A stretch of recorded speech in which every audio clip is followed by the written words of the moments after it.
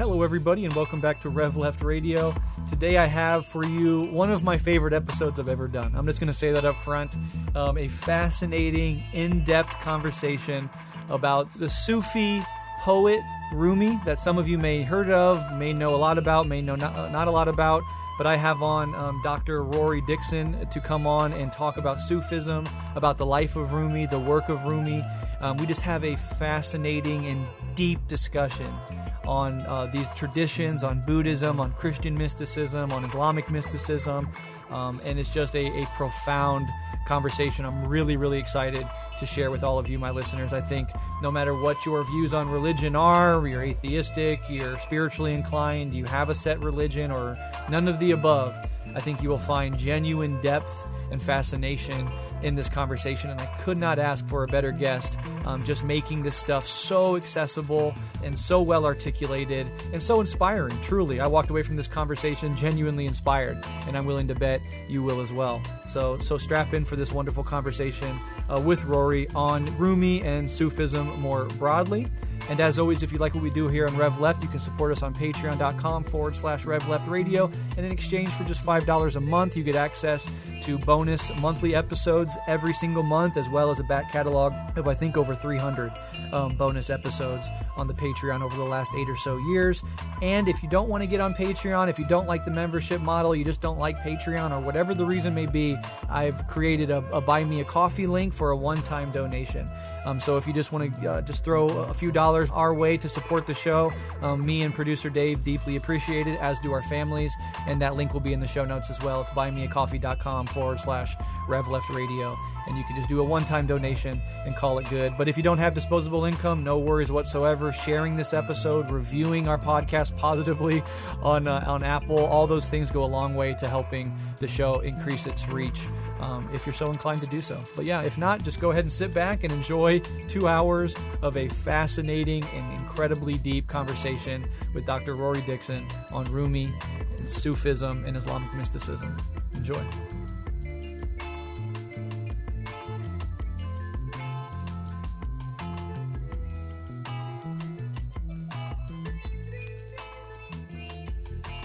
So my name is Rory Dickson. I am an associate professor in the Religion and Culture department at the University of Winnipeg, and I specialize in the study of Sufism. And so I've written some stuff on Sufism in North America. That was really my first major research project. And I've recently published a book called Dissolving into Being, The Wisdom of Sufi Philosophy, which is turning more to the Sufi philosophical tradition and trying to, anyways, make that a little bit more accessible for contemporary folks. I love that. Very excited to have you on. As we were talking before we started recording, I heard you on the podcast Guru Viking, and I immediately knew that I had to have you on. I'm operating out of Omaha, Nebraska, so Winnipeg, I think, is just straight north, and I'm very, very excited to have you on the show. And maybe this will be the beginning of multiple episodes, because I felt right away when I listened to you that everything you're doing vibes so much with what I'm trying to do here. Beyond just politics here, I dive into religious mysticism, Buddhist philosophy. I've done episodes on Sufism before, Christian mysticism, etc. So we have a shared spirit for sure, and I'm honored to have you on. Well, thank you kindly, and I'm honored to be on. So thank you. Absolutely. Let's get into it. So people listening may or may not know much about Rumi. I'm sure if you're at all interested in spirituality or religious traditions, you've bumped up against the name, maybe know that Rumi is a poet. But, I would assume that most people in my audience might not fully understand the historical context, the time period we're talking about, etc. So I think we should start with that. Who was Rumi? What do we know about his early life, his family, and the sort of context that he was born into? Yeah, it's a great question, great place to start. I mean, it's interesting when I think of, the name Rumi in the contemporary West, we might say, or in North America. He has become, I think, quite a universal figure, which in some ways I think really does vibe with his writings and his work. But at the same time, he was also a very particular person who lived in a particular world. And so happy to talk a bit about that to kind of, let's say, flesh out Rumi. So his name is, full name was Muhammad Jalaluddin, and Jalaluddin is an interesting name. In the Islamic tradition, God is thought to have two kinds of qualities of Jalal, which means like transcendence, majesty, power, and then also Jamal, which means beauty, intimacy, mercy, closeness, that kind of thing. So Jalaluddin means something like the majesty of, and then Deen is an Arabic term for faith or religion. So Jalaluddin is like the majesty of the faith or the majesty of religion. And so that was the name that he would have gone by, generally speaking. And then Rumi, interestingly, literally means the Roman. And this is because Rumi, we'll get to in a second where he was born, but he really spent the majority of his life in Konya, in Turkey. And so Turkey was formerly Byzantium, or the Byzantine Empire. So in Muslim cultures, it was generally known as simply Rome. So he was called Rumi, which means the guy from Rome, or from the Roman province or area, which present-day Turkey was, again, seen to be a part of. So Rumi was actually born into a scholarly family. His father was named Baha'u'ddin, and just like Jalaluddin means the majesty of the faith, Baha'u'ddin means something like the splendor of the faith. So this was fairly common naming practice. And Baha'u'ddin was an Islamic legal scholar and preacher. He was actually sought out for his legal rulings, or fatwa. And interestingly, with his father, he had quite a profound mystical side. He was very much a mystic, but he kept this a bit on the down low. He did have some students, but wasn't, let's say, so public about his quite passionate mysticism. And we kind of speculated his son Rumi really know much about that side of him. So we have Baha'u'ddin, Rumi's father, who is an Islamic legal scholar and teacher, but also a Sufi mystic. And he actually left us a diary that documents his mystical experiences, which is pretty cool. So now Baha'u'ddin was based in Balkh, which is just outside of Mazar-e Sharif in present-day Afghanistan. So Rumi, Jalaluddin, was born there in 1207. And then when he was a small boy, they moved to Samarkand, which is in present-day Uzbekistan. So, sometimes Rumi is actually also called Jalaluddin al-Balkhi, because, he's really from that region. But again, we'll see that they made their way west eventually. So there's a bit of debate over whether or not Baha'u'ddin left that region of Central Asia as a result of Mongol invasions. I mean, we know that they were definitely coming, and so it looks like either it was serendipitous that they left just prior, or that they were getting wind, so to speak, of what was coming.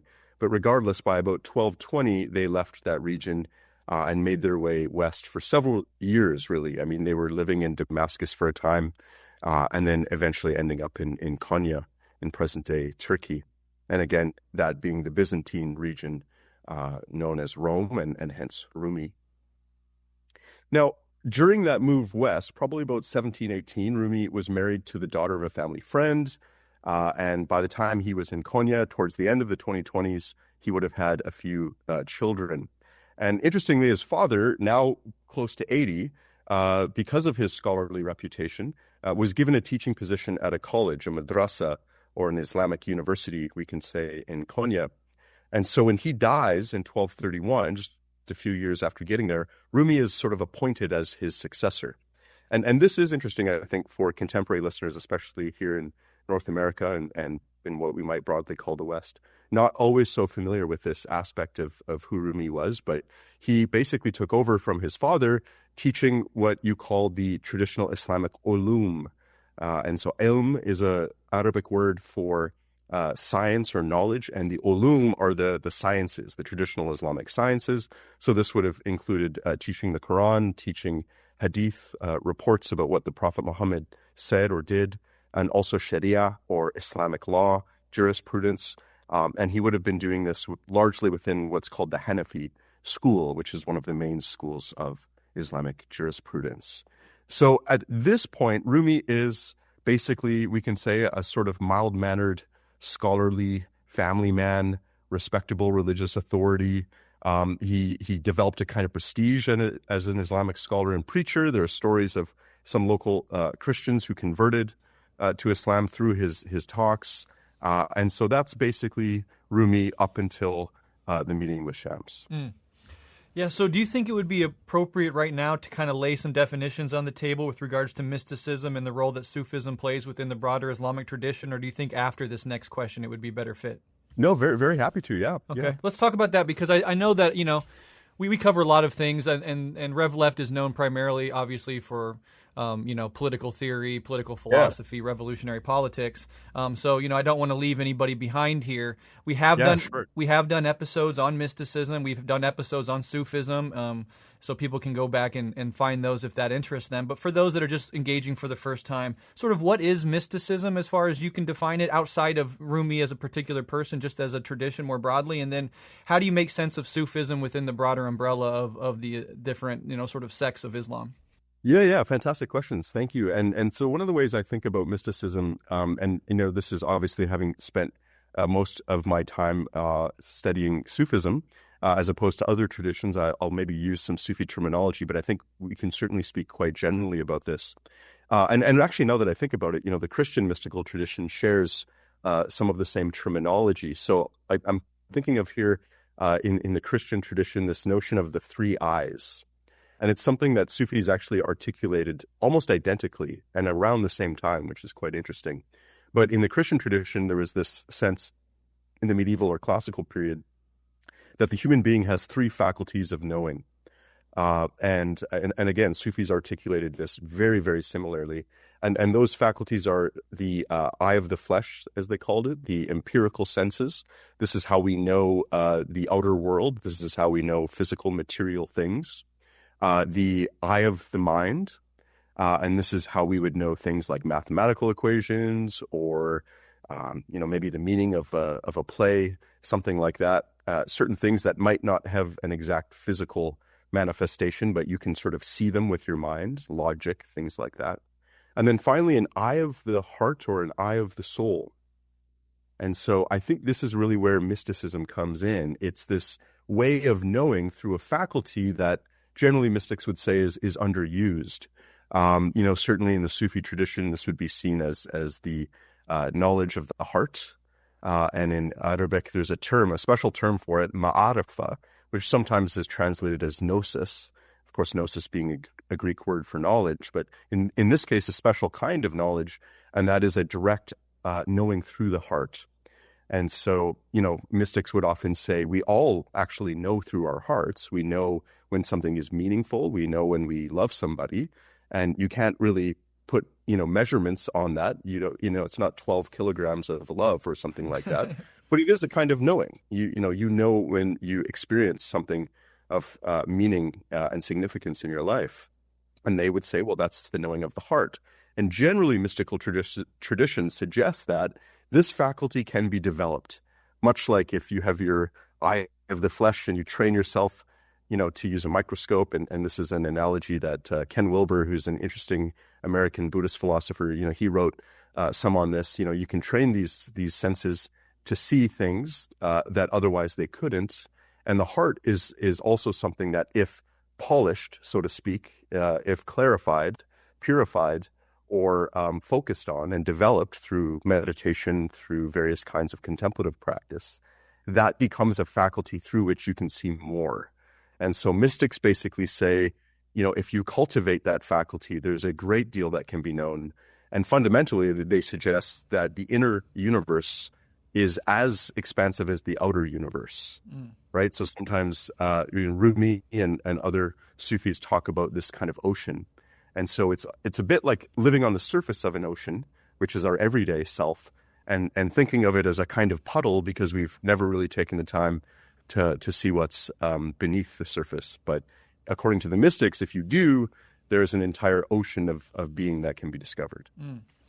Yeah, so let's pause right there because I think you've put a lot on the table. There's the three ways of knowing, or the three eyes, the flesh, the senses. You can kind of think about empiricism, going out in the world, interacting with the physical world. and gaining knowledge that way. There's the mind, or the ability to abstract, right? To think abstractly. This can be thought of as the philosophical tradition of rationalism in some sense. We all are familiar with that, mind and matter. And then there's this heart, soul, or spiritual approach, which can also be cultivated, but is often hidden, often obscured, obviously not very, in a mainstream sense, culturally known or talked about. And that's much more about like a sort of direct experience, without the veil of conceptual thinking, or even without the veil of bodily sensory organs, in some sense, that you can find a place within you that can go beyond the limitations of the senses and of the abstract conceptual mind, and sort of touch reality directly. And through practices in my tradition of Buddhism, it's obviously meditation, and there's practices in all of these mystical traditions. But I've and I don't want to get too much about me, of course, we'll move on quickly, but through, many years of meditative practices, I've had these experiences that often are on the tail end of long periods of sort of existential and spiritual suffering, where because I'm so softened by my suffering internally, the ego loses its sort of grip, at least momentarily. And the way that that's manifested for me is a profound feeling of being swamped by love, where I look out at the world, and there's this one story I've told in past episodes where I'm in the Target parking lot after this long multi-month sort of session of suffering, and I just sort of broke open. And what happened was that, like, my ego, the sense of an individual controller behind my eyes and between my ears, experiencing things or alienated from the world, got flooded out by this complete feeling of unconditional love for every single stranger I saw. And like I wept with overwhelming love for these complete strangers, as if they were not only myself, but my own children, which I would say I love more than myself, right? Like I loved them so much. I wanted to hold them all and protect them from suffering. And it only lasted a few moments. It's happened a couple times in my life, always at the tail end of profound sessions of internal suffering. But it felt like I touched something deep, and that went beyond the senses, that went beyond the abstract mind, and that touched something much, much deeper. And I think that is maybe a personal experience of mine that kind of gestures towards what we're talking about when we discuss this mysticism, or this heart, soul, direct experience orientation, right? Yeah, and if you don't mind, I'll just share another anecdote. Please. that's kind of along those lines, and I think this will also eventually take us into Rumi and the Sufi tradition, which really speaks of this love, divine love, cosmic love, universal love, both within and without, as being like a wine, right? So they use this metaphor of wine, and they talk about a master, a mystical teacher, being like a tavern owner or bartender who liberally pours the wine. And so it makes me think of an experience I had that maybe is a bit similar to what you're describing. And it was meeting with a Sufi teacher in the United States. And I'd interviewed him for some of my research, and he'd kind of offhandedly shared, if you want to hang out and meditate with us after. I was like, yeah, I made my way here, and let's do it. So I sat and was really just, doing my usual. I sit there and doing my basically some kind of like a mantra in the Sufi tradition, repeating certain names of God, and which I normally do and can have some interesting experiences with, but nothing quite like this. And all of a sudden, exactly as you're describing, I found myself just almost feeling like an infant in the arms of some giant, beautiful love that I just felt like this is all any of us are ever going for. And also like wanting to just give it to everybody, and thinking of everybody that I know and care about. I'm like, I would love just to give them this. And then after it was, 20-minute, half-hour meditation. And I kind of stood up and was almost like stumbling a little bit. And one of the other students there came up and said, "Aren't you glad you didn't drive here?"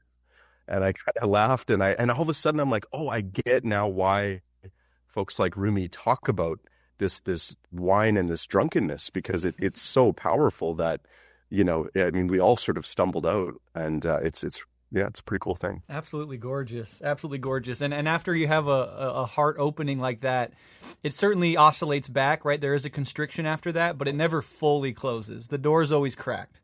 and and I think it makes you more attuned to human suffering, more able to push forth like loving compassion, a deeper understanding, and a sort of wisdom that can emerge from that. Even if you constrict back into ego and your heart shuts 98% of the way again, there's still left an indelible mark, and you can continue to develop that through more practice. I think that's right, yeah. All right, well, let's get back into Rumi. I do want to circle back later and touch on the Ken Wilber thing. I think there's something interesting there, but we'll get there. Yeah. We'll get there maybe. But let's go ahead and talk about this transformation. You talked about the biography of Rumi leading up to his meeting with Shams of Tabriz. So who was Shams, and why was this relationship so deeply impactful for Rumi?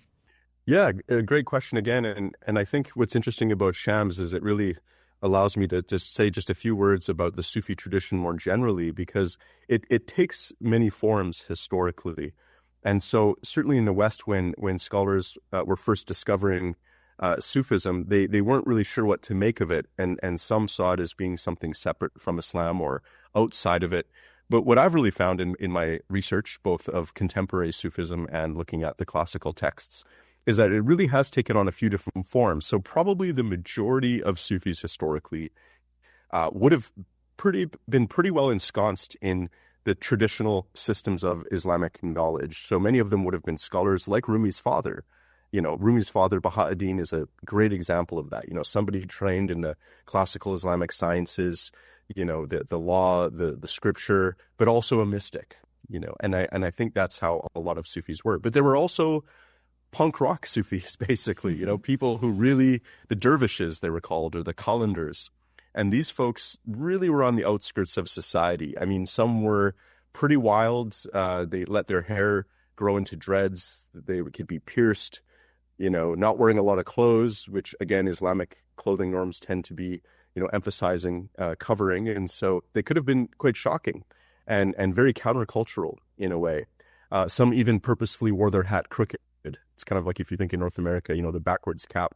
They kind of had this like doing things differently. And so interestingly, Shams is kind of he's a bit of both, which is so interesting. He was trained in the classical Islamic sciences like Rumi, and Shams, was also a wandering dervish. He didn't really have an address, and he would basically go from village to town to village, really wandering much of Central Asia. Now, his name Shams means sun. So Shams is the Arabic word for sun, and Tabrizi means he's from Tabriz. So again, hailing from Central Asia. And he actually said to Rumi, when eventually they were together and having a sort of teacher-student relationship, that he said, Tabriz, he said, I'm the driftwood that's washed up from the oceans there. He felt like there were some very, very powerful realized mystics in Tabriz, and that he saw himself as kind of the debris that has washed up. So Tabriz was known historically as a hotbed, we can say, of Sufism. And so Shams was one of these wandering dervishes, again, though, trained in the Islamic sciences, but definitely not one who was conventional in his understanding. He was uncompromising. He actually would joke later that Rumi was too nice. He said, if Rumi sees somebody and they're about to fall into a pit, he might be too shy to do something. He said, but I'll grab that person by the tail and yank them out. And so, I think metaphorically what he was referring to is if he sees somebody, getting caught in delusion, he's willing to yank them out of that. And so this was one of his characteristics, kind of a fiery, passionate dervish. And so what's kind of fascinating about the eventual meeting with Rumi, there are all these great stories about it. And one of my favorite is, and this one is almost certainly legendary, but it's still great. And, Rumi's having one of his classes, right? He's, again, this kind of respectable family man, scholar. And also here we're getting a classic story of like the scholar encountering the mystic. And I know in the Buddhist tradition, there are some really wonderful stories of this as well. Oh, yeah. With like Naropa in the Tibetan Buddhist tradition, or the Vajrayana tradition. It's another great one. And so here, Rumi is teaching one of his classes, and in wanders this, fiery dervish, probably looking a little sketchy. And he asks Rumi, as Rumi's holding a book, "What's that?" And Rumi says, "You wouldn't know, or you wouldn't understand." All of a sudden, the book starts on fire. And Rumi goes, "What's this?" And Shams goes, "You wouldn't understand either." Wow. Yeah. So it's a great, and really there's such a powerful symbol there, because Shams was also, even though again, having been trained in scripture and things like that, he really felt like books were not it. That was one of the things that he was trying to show Rumi, that words and concepts and books can become a giant veil over discovering your own essence, discovering reality, discovering the living reality of love and God. So he really was somebody who, when they met each other, and another story is that he presented to Rumi a kind of Islamic koan, that one of the highest of the Islamic saints, or one of the highest of the Sufis, Bayazid Bastami, basically at one point said something like, "Glory be to me," which, using an Arabic phrase that you usually use for God, sort of almost like suggesting that he had become one with God. And then the Prophet Muhammad was always praying to know more God. And so he'd kind of pitched to Rumi, perhaps, who had realized more. And either Shams or Rumi, one of them had said to the other, and this is partly where they bonded, that actually the Prophet Muhammad was realized more, because something like Bayazid, he got drunk off of one cup and he was satisfied. But the Prophet Muhammad, his thirst was never quenched. He always wanted to know more and know more. And for sure in Sufi philosophy, the idea is that knowledge of God is infinite, because God is infinite and never repeats himself, as the Sufi saying goes. So reality is new every moment for infinity, without any repetition, forever. So the sense of a kind of, again, infinite ocean of knowledge. So however that encounter was, again, whether a book started on fire or not, who can say, but definitely I think Rumi was just completely dumbstruck by the power and presence of Shams. Definitely, as we've been describing, encountering a profound experience of love, and, really just totally transformative. And Shams would even joke that he said, once people taste my company, all other company starts to taste bitter, which is a bit of a joke, but this is basically what happened. Rumi started spending all of his time with Shams and really, I think, wanting to kind of absorb that realization, that spiritual state, that love, that knowledge. And so eventually this would become a bit of an issue. Rumi's family and other students and scholars were kind of like, what's happening to Rumi here? He's getting like caught up with the sketchy dervish and hanging out with him all the time. And so it's I think basically Shams would have sensed that there was trouble brewing and just left. And I think also this wanting Rumi to discover within, to discover the reality of Shams, of the spiritual son within himself. And so he leaves, and this puts Rumi in definitely a state, because at this point it's almost like, the water, he's now like scrounging, struggling, trying to find this water that he was almost living off of, spiritually speaking. And so eventually, from what we know, he does find Shams in Damascus and sends one of his sons to bring him back. And Shams then basically lives, I think, if not in the same household, quite close to Rumi. He marries a woman in Rumi's household. And basically they spend some time together, probably a few years. And I think this is where really, Rumi kind of deepens his spiritual realization. But the jealousy continues from family members. And it looks like, from what we know, one of Rumi's sons kind of orchestrated the killing of Shams. And so, Rumi doesn't know this, and he starts, frantically, he thinks, okay, Shams has just left again. So apparently he thinks, maybe I'll go to Damascus and see if I can find him there again. And from what we know, at some point, he discovers Shams within. He realizes that everything Shams has been showing him is found within his own deepest essence. And, so there's that. And then the other thing I would say, besides this sort of spiritual journey that he goes on with Shams, this is also where the poetry comes in and the music. And, he wasn't really into that as this kind of sober scholar, family man. But after spending time with Shams and, the whirling and the poetry kind of just pours forth. So. Yeah, fascinating, and I think speaks to a certain sort of narrative that applies in many of these religious traditions, where you have a sort of awakened or highly realized teacher that people huddle around, Jesus, Buddha, in this case Shams. That being in the presence of that person is transformative and can open up parts of your being that have otherwise been locked down by too much intellectualization or whatever. But then always the teacher must leave, right? Buddha dies at the age of 80-something.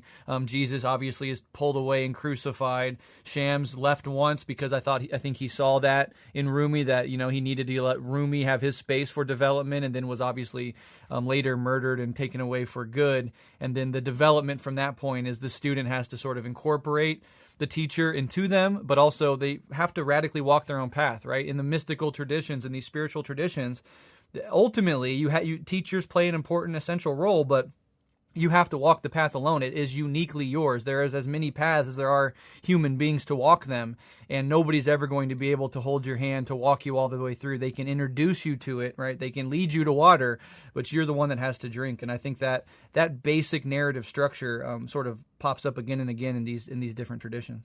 Yeah, I think that's exactly right. Yeah. And then the other thing I wanted to mention is the book going on fire thing, and Rumi sort of, from that sober, scholarly, I know a lot intellectual position, has this hubristic, dismissal of the Sufi that came in there, and then Shams, one ups him on that level. And you mentioned koans in Buddhism, which are precisely devised to frustrate that intellect, to get beyond the intellectual hubris and the intellectualization of experience to direct experience. And so, in Zen Buddhism, it could be a meditation master hitting you with a stick. And in this case, it could be the book you're holding going up in flames. But time and time again, there's a place for the intellect, there's a place for study, but that ultimately is limiting. And if you just get completely lost in that, you sort of are deeply off the path. That you have to transcend that. That's exactly right. Yeah, that's very much the position of the Sufi tradition. And, another Sufi that I've spent some time studying, Ibn Arabi, he talked about the different faculties of the human, each having a playing field that is kind of their zone. And so he said, the intellect has its purpose, but, when it comes to things like God or ultimate reality, I mean, it's just not equipped to deal with that. And so, as you're describing, a koan kind of short circuits the mind and hopefully, shows the practitioner or allows them to discover something beyond it. Absolutely. All right, well, let's go ahead and move on to sort of Rumi's transformation into a mystic proper. A lot of people know Rumi specifically and primarily as a poet, but his poetry wasn't just, about beautiful words. It was born out of profound mystical experience.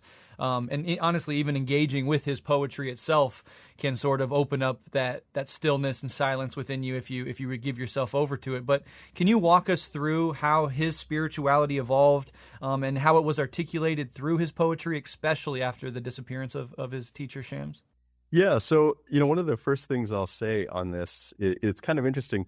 Rumi was actually quite ambiguous about poetry, despite being an absolutely phenomenal and prolific poet. He joked quite a bit in his poems about this, and at one point he said, writing poetry is like preparing tripe, this dish of intestines for a guest because he likes it, but you think it's kind of gross, but you still do it because you know that they like it, right? So it's this kind of like he was kind of ambiguous about poetry and had expressed it as being kind of gross at times, or even he would joke too, like he would say, I've babbled on too much, in one of his poems, and I don't want to offend the beloved by talking too much, or he would say, I feel ashamed of writing about love when it's a reality that goes so far beyond words. I feel almost an embarrassment or a shame for trying to talk about something that goes completely beyond language. So I think there is this ambiguity around poetry that's good to keep in mind. And so really where that came from, though, where this poetry comes from, it's this presence of Shams and then the eventual absence. And it kind of awakes in him something that's a bit, I don't know if unhinged is the word, but a sort of exuberant creativity and ecstasy. And he felt like almost like an irresistible need to express. And so I think initially the poetry was almost spontaneous. and the whirling and the draw to music. I think there was a spontaneity to that that emerges out of the spiritual ecstasy. And so he talked about even like he joked when he was with Shams. He said, to Shams, I would have invited you up to the pulpit to deliver one of the weekly sermons. But he said, I'm afraid that the pulpit would sprout wings and fly off into infinity, just like my heart does in your presence.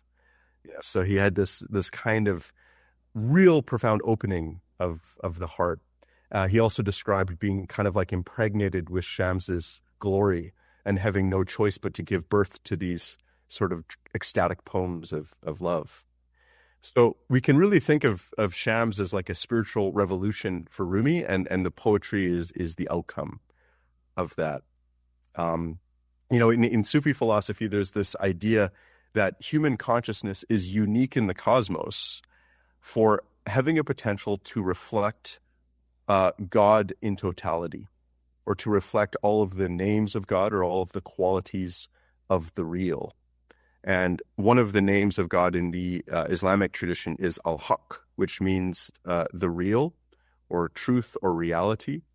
And so Sufi has really used that a lot. And I find it useful when talking to students and other folks about Sufism, especially if you're coming from a tradition or a background that isn't necessarily comfortable with what we might call God talk. Just talking about the real, talking about what is ultimately real can be valuable. But so in Sufi philosophy, there's this sense that each human consciousness has this, they call it this sort of Adamic, this is the archetype of the Adamic, or basically fundamentally human nature, is that it has this potential to reflect all of the qualities of the real. It can be a mirror for all. But of course, that mirror has to be polished. And so Rumi said about Shams, O Shams al-Haq, or O son of reality, if I see in your clear mirror anything but God, I am worse than an infidel. So, seeing in Shams this reality, this vast cosmic reality of wisdom and love, again, was something like a revolution. And so he, the poetry, the music, the dance, all of this is again kind of the outcome of that ecstatic and transformative encounter. Yeah, and I think that does speak to something about the mystical path, whatever you want to call it. I just did an episode on the philosophy of Baruch Spinoza, and he's famous for the line, nature or God. And we discussed in that episode if he was being tongue-in-cheek, if he was hiding his naturalism under the facade of sort of the dominant religious talk of the time, and we can get into that debate. But I think that that synonymous sort of combining of those two things is really helpful, because you can really talk about it different ways. Like the Christian mystics, the Sufis, the Jewish mystics in Kabbalah, and even Hindus talk about it often in terms of God. But whether we're talking about Spinoza or certain strains of Buddhism or Taoism, they gear much more in the direction of talking about it as a sort of force of nature. And I don't think it really matters, right? This is the way that we're trying to capture the ineffable through language, using the historical and cultural context of our time.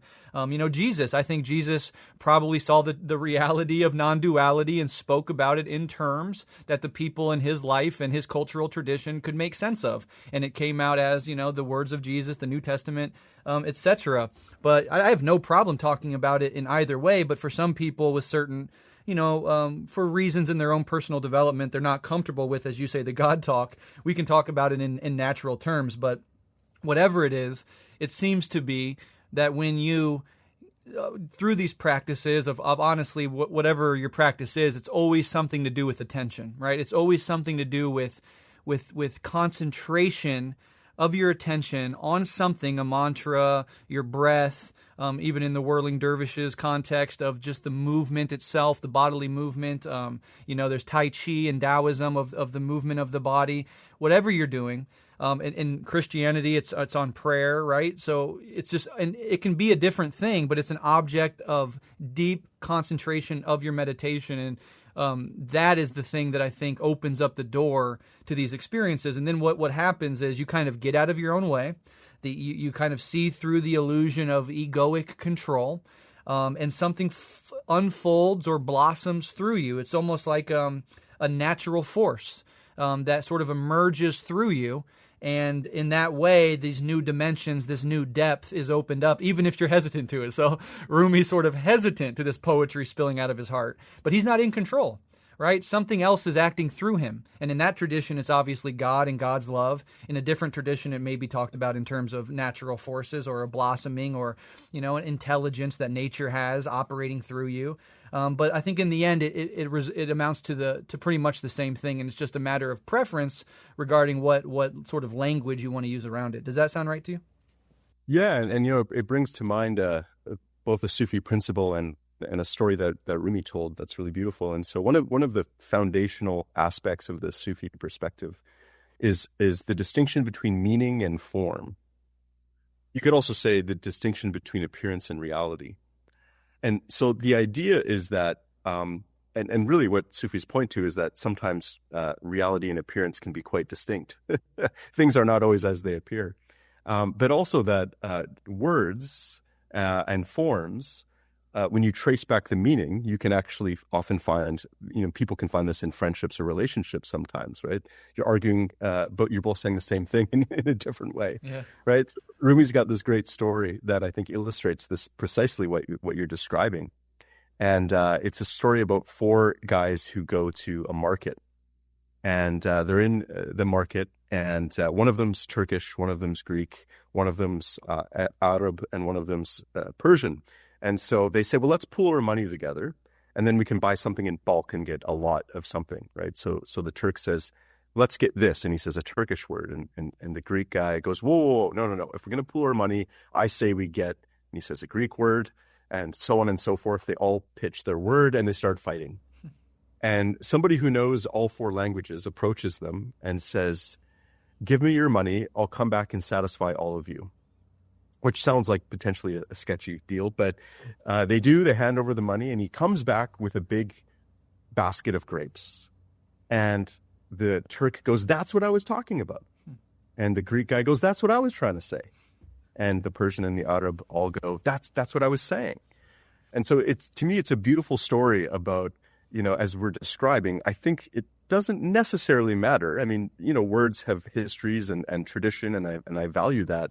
But when you encounter the thing, whether that's Buddha nature, whether that's Allah, whether that's Christ, go down the list of our traditions, we have language, but when you encounter the reality, everybody goes, that's what I'm talking about. When you encounter real wisdom and transformative love, everybody goes, that's it. And so I think it's a nice story that highlights that, we might say, distinction between form and meaning. Absolutely. Yeah, I really love your ability to bring in an anecdote to explain the sort of highfalutin idea that is being discussed. That's really grounding and really amusing as well, the disagreement resulting in we're just using different words for the same thing, and that really is spot on to what I was trying to say. So thank you for that. Now let's move forward. We've talked about love, and clearly, for people that are skeptical of this or don't really engage in it, or have a much more scientific or materialist or even reductionist perspective on ontology and the cosmos. When we start talking about love, eyes start rolling, right? It sounds cheesy. Yeah. It sounds like, third grade poetry. Something an angsty teen would be writing into the folds of their notebook during class.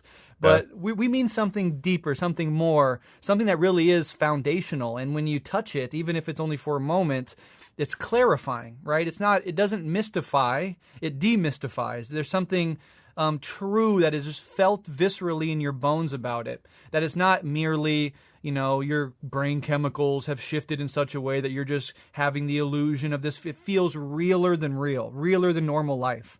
And so I at least want people who are maybe skeptical of this love talk to just open up your mind a little bit and just set aside your skepticism just a tad, and try to wrestle with what's going on here, because there's a reason this comes up in every single religious tradition ever through space and time and culture. There's a reason that comes up and is foundational and central. So one of the most striking things about Rumi's work is his emphasis on love. Not just romantic love, of course, but love as a force that shatters the ego and draws one toward the divine. So how did this understanding of love differ from conventional religious teachings at the time? Yeah, and this was one of the things that got Sufis into a bit of trouble historically.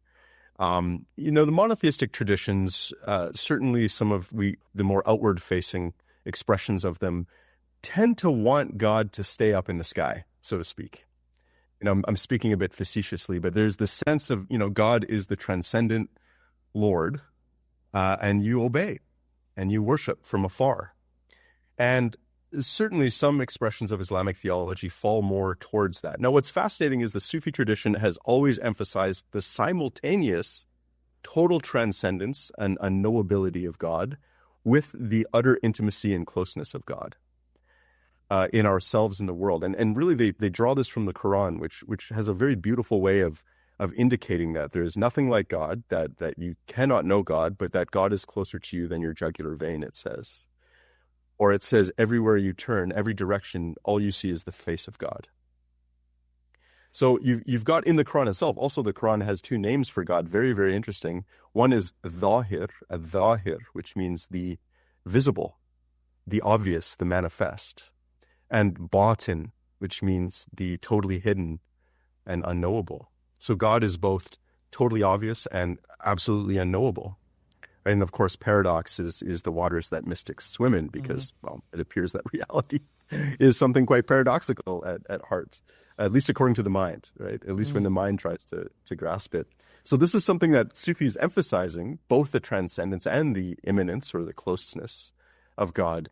They were comfortable speaking of God, sure, as a sort of essence or Lord or something transcendent or beyond or unknown, but also as the beloved, also as, and especially with experience. Once they would say you get a taste, and this is a really important word in the Sufi tradition, dhawq, which means taste. And so Sufis have always emphasized that, you want to taste these realities for yourself. And when you do, it's just so beyond the what we see in our world every day.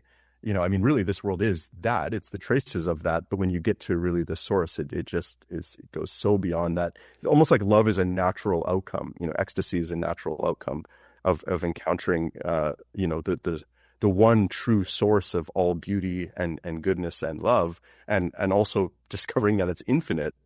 Love is a very natural response. So Sufis have always said, don't waste your life, reading maps, but not doing any hiking. Don't waste your life just reading menus, but not eating any food. And they, I think, would look at some of the religious scholars as folks who are doing this. They're just looking at the menu. They're studying the menu for their entire life. And they're like, but you're not tasting, and once you taste, then you understand what is meant by this love, and really one of the words they use, and this also scandalized a lot of theologians, is ishq. So there are different words in Arabic for love. Hub is one, which means, that's probably the most general meaning of love, but ishq is also kind of means passionate desire. And so Sufis would say when you encounter the essence of reality, it is so incredibly beautiful that it is absolutely falling head over heels in love, and just with a passion, a radical passion. That you described, I think correctly, is totally transformative, but also really hard to put into words. Rumi, he's got this great line in his Masnavi, in one of his, famous works. He talks about the impossibility of ever speaking to it. He says, would you try to count the drops in the sea? Before the ocean of love, the seven seas are nothing. Right? So it's even just thinking of the physical world, the vastness of it. And he's saying next to love, it almost becomes nothing. So, yeah, Sufism is considered a way of love and a path of love. And it's actually at times been called the madhabi ishq. Madhab means generally that was like a legal school or a school of religious methodology. So they were like, yeah, our methodology is ishq, is passionate love. And it's actually seen as something much more than just, of course, a feeling, or it's seen as being really foundational to the cosmos. There's a saying of the Prophet Muhammad's that says that God was like a hidden treasure that longed or loved to be discovered. And that this initial longing or love of the one to be known by and through the many, that is the impetus for the manifest universe. So in one sense, love is the substrate, we could say, of the cosmos. Rumi writes in another one of his works, "The creatures are set in motion by love, love from eternity without beginning. The wind dances because of the movement of love in the heavenly spheres, and the trees dance because of the wind." So this sense of this sort of essence, and then we might say manifesting through the different levels of reality. So yeah, love is also seen as, and I've thought of this too when it comes to discipline. Discipline is always seen as important on a mystical or spiritual path. And for Sufis, they say that's because the self, the ego, has a kind of gravitational pull on us. And it sort of is constantly wanting to pull us into dispersion and distraction and forgetfulness of our essence. And Rumi actually says, to forget what you're here for. It's like a king has sent you to a foreign country to accomplish a task. And he says, you go there and you do everything but the task. It's like we get so lost at all of these dispersions. And so discipline is seen as necessary to constantly reorient the mind and heart towards essence and source and what is real. Now, when I think of this in terms of love, sometimes, and certainly in the West, maybe we get some kind of, I don't know, Puritan Protestant kind of vibes that can be like, discipline is like digging in a ditch on a hot day. And that, there's even this kind of self-flagellation at times that, I must be disciplined, and all of this sort of stuff that can happen, especially you could say in a sort of like capitalist society. So, and I think what's how I understand love too is that it actually brings sweetness to discipline. Then discipline isn't like that. Discipline, if you have love, then you, I think of this even with work. Like I feel very blessed to be able to work as a professor, and I really love the work. So I often don't feel like I do work, even though I'm busy doing a bunch of stuff. I'm reading and I'm writing and I'm talking and I'm teaching, but oftentimes because I love it, So to me, that's like a healthy way of relating to discipline. I think love is essential for discipline to be healthy, and certainly on the Sufi path, it's seen as being something that is, as you said, allows you to really go beyond the ego and kind of break out of that self-reference. Absolutely, yeah, incredibly well said. And I always talk about the importance of, speaking of like discipline, the importance of, cultivating attention in an era of mass distraction where we have, like I always call them, these dopamine casinos in our pockets. We're surrounded by screens. Yeah. We can constantly escape boredom, escape any negative emotion, even subconsciously, by diving into distraction. And so there's something so increasingly sacred about cultivating and protecting your attention in these ways. And, you mentioned something about capitalist society, and we don't need to go off into that right now, but clearly that's a big strain in what I'm trying to do, because what I am trying to do, and my overarching goal with this show, is to say, I truly believe, agree with me or not, revolutionary transformation of the social, economic, and political realm is absolutely necessary. This system, as it currently is constructed, capitalism, imperialism, is bringing our species to the brink of self-destruction. It is increasingly not being able to provide for the majority of people. It's rooted in exploitation. And those are all things, I think, that come out of a sort of egoism, right? And if we really want to transform the outside objective world, we also have to take radical responsibility for transforming our inner worlds, to at least get some space between ourselves and our ego, to be able to stand back from it and see it. Because if we try to create a new world with that same old entrenched ego identification as the main psychological orientation to the world, we're going to replicate disaster. We're going to replicate exploitation in one way or another. We're not going to be able to reach our fundamental goals. And there's a big strain within Marxism that is very dismissive of that idea that inner transformation has any place to play here, that talking in these terms is helpful whatsoever. I've been met with a lot of dismissiveness on this front, but still I persist, because I truly believe that if we want to build a better world, it's not just an outward transformation. It's an outward and an inward transformation. And I think that actually is much more aligned with dialectics than seeing things only one-dimensionally. But perhaps that's a discussion for another day. What I wanted to emphasize with what you were saying is that I think love is the natural result of dissolving the duality between self and other, of the subject-object duality. Love is actually what occurs when you stop seeing yourself as an isolated ego inside of a bag of skin, looking out at a world that is not you.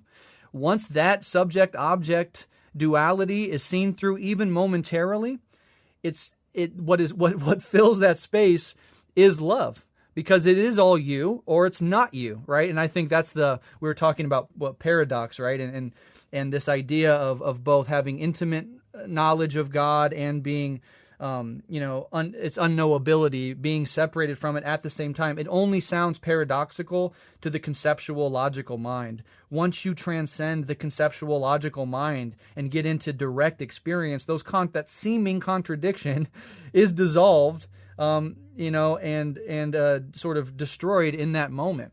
And so I think that the mainstream institutional hierarchical religions, all the religions have that form. And all those religions also have this underbelly of mysticism, like, Kabbalah, Christian mysticism, Sufism. Even Buddhism can be reified into this hierarchical, there's gods, this belief system-oriented way of being. And then there's the Buddhism of practice, of true enlightenment, of the path that the Buddha himself walked. And what the institutionalized mainstream and hierarchical forms of religion do is what the human mind does, which is falls into the illusion of duality and separation. That we're fundamentally different, not only from one another, but from God. And, we're here to sort of perform for a being that is judging us, etc. And that can obviously create a lot of psychological suffering. It can offer psychological comfort. It can do different things. But that fundamental duality, that fundamental sense of separation is the thing that is ultimately overcome through all these traditions. And love is what's left, right? And one thing, just to help your case of why inner transformation is so necessary, I think of precisely along the lines of what you're saying. In the Sufi tradition, there's a sense that this self, this lower self, and they call it the nafs, they actually call it the commanding self, that, it's sort of the tail that wags the dog. It's something that eventually, if you learn to master, it can be a wonderful vehicle, but we often find it mastering us. And this is the desires and, of course, the sense of separation and hence then the fear and the need for accumulation and all these things that come with that. But the point that the Sufis make is that lower self has a remarkable power to co-opt things. So if you give it any beautiful teaching, any ideal, it can, if you're operating at that level and you haven't transformed or gone beyond it, it will co-opt whatever you throw at it. And so if you give it religion, you get like self-righteous fundamentalism, you get egoic religion, right? Or maybe you get some kind of flaky new age way of getting out of being a responsible person or something, like all these different ways that we can co-opt things for our own often narcissistic ends. That's seen as being a perpetual problem unless you are able to go beyond. So they would look at different, politics and religion and different forms and go, well, what are the level that people are operating at? Because you could give them the best system, but they could turn it into a nightmare if they're all operating at this lower level. So just to be, to kind of put another point on that, I think that's one of the reasons why inner transformation is necessary, is the ego. It really has a profound power to co-opt things. Absolutely. Yeah. And just touching on the Ken Wilber consciousness evolution scale. I think it's fascinating. I think people should check it out. I think it's very interesting. There's elements of it that you can disagree with or criticize, of course.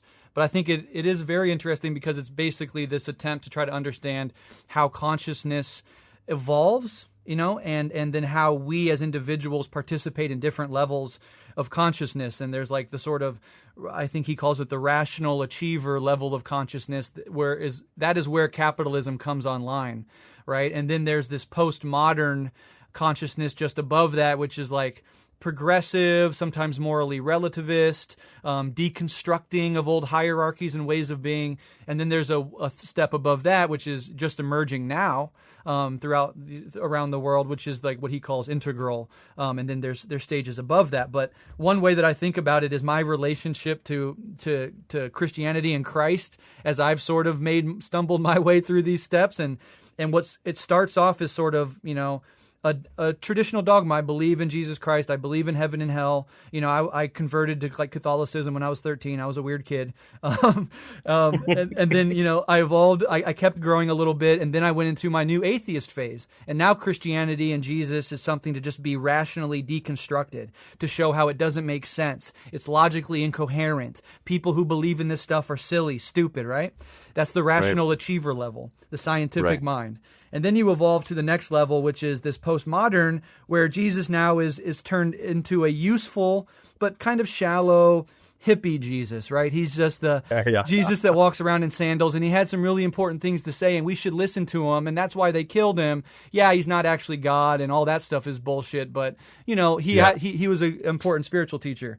And then you go a level up into the integral situation, and you realize, you start to understand Christ consciousness, that Christ touched on the truth of non-duality like the Buddha did, like Rumi did, like so many of these figures throughout history and all these different religions did. And he was articulating in the confines of the language and culture of his time that experience. He says stuff like, you know, love your neighbor as yourself. I am one with God. The kingdom of heaven is within you.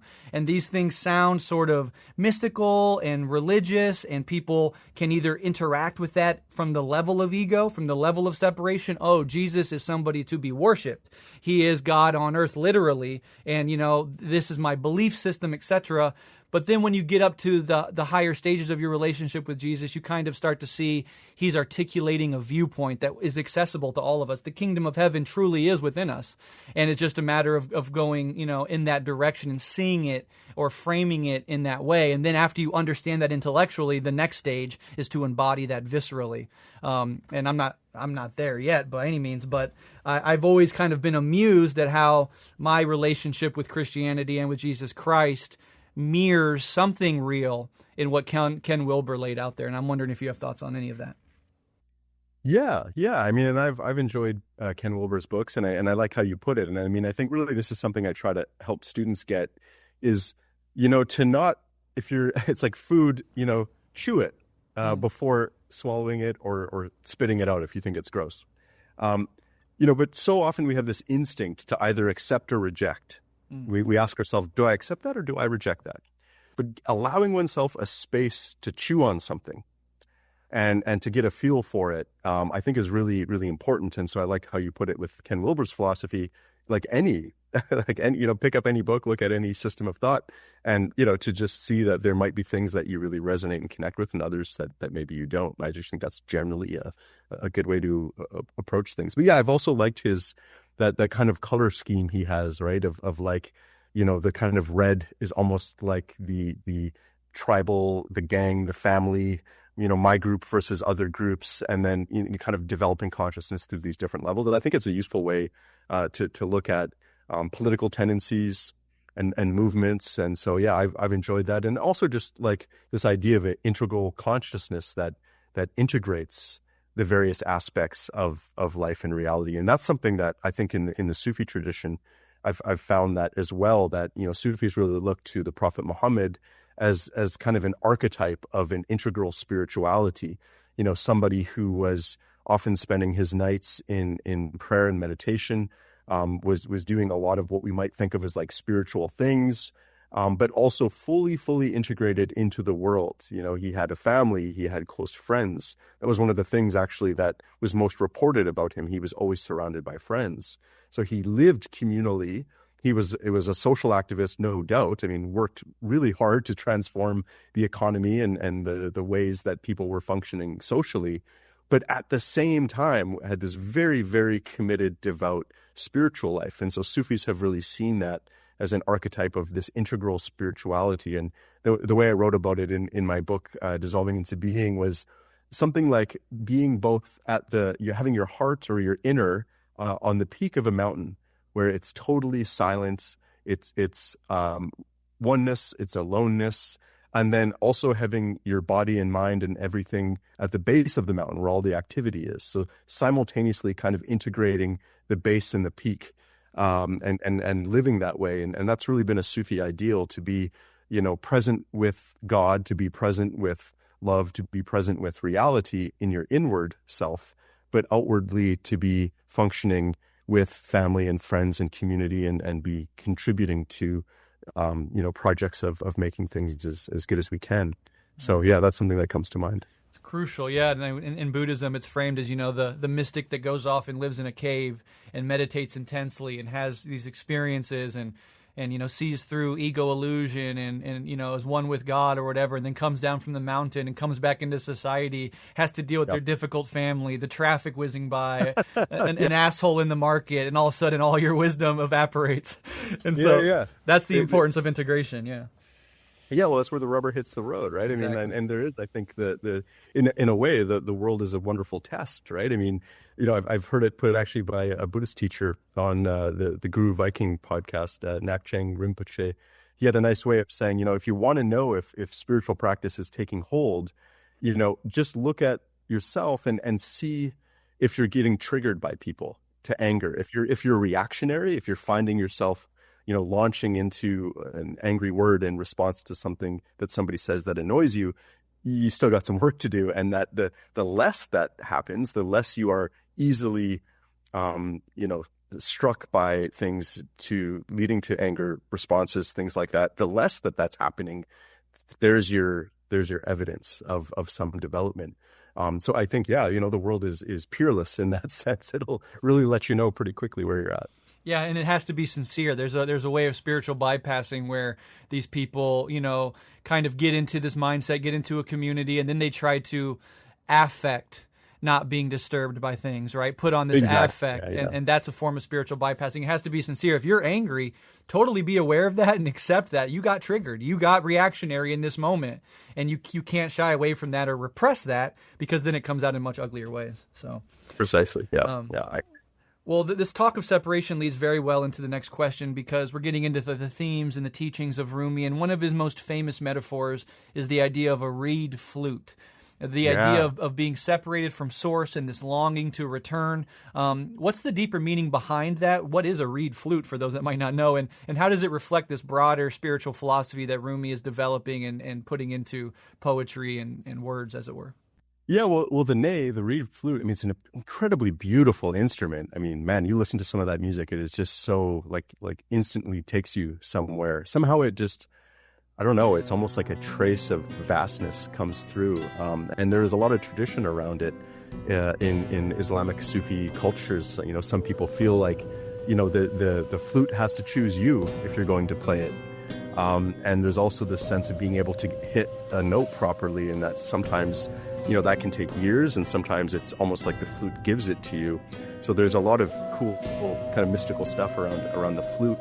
But yeah, what Rumi's really pointing to there, and this is one of the things that's so incredible about Rumi, is, the way I thought about it was taking some of the most profound philosophy, cosmology, ontology, and expressing it in like rhyme, beautiful rhyme, folktale, jokes.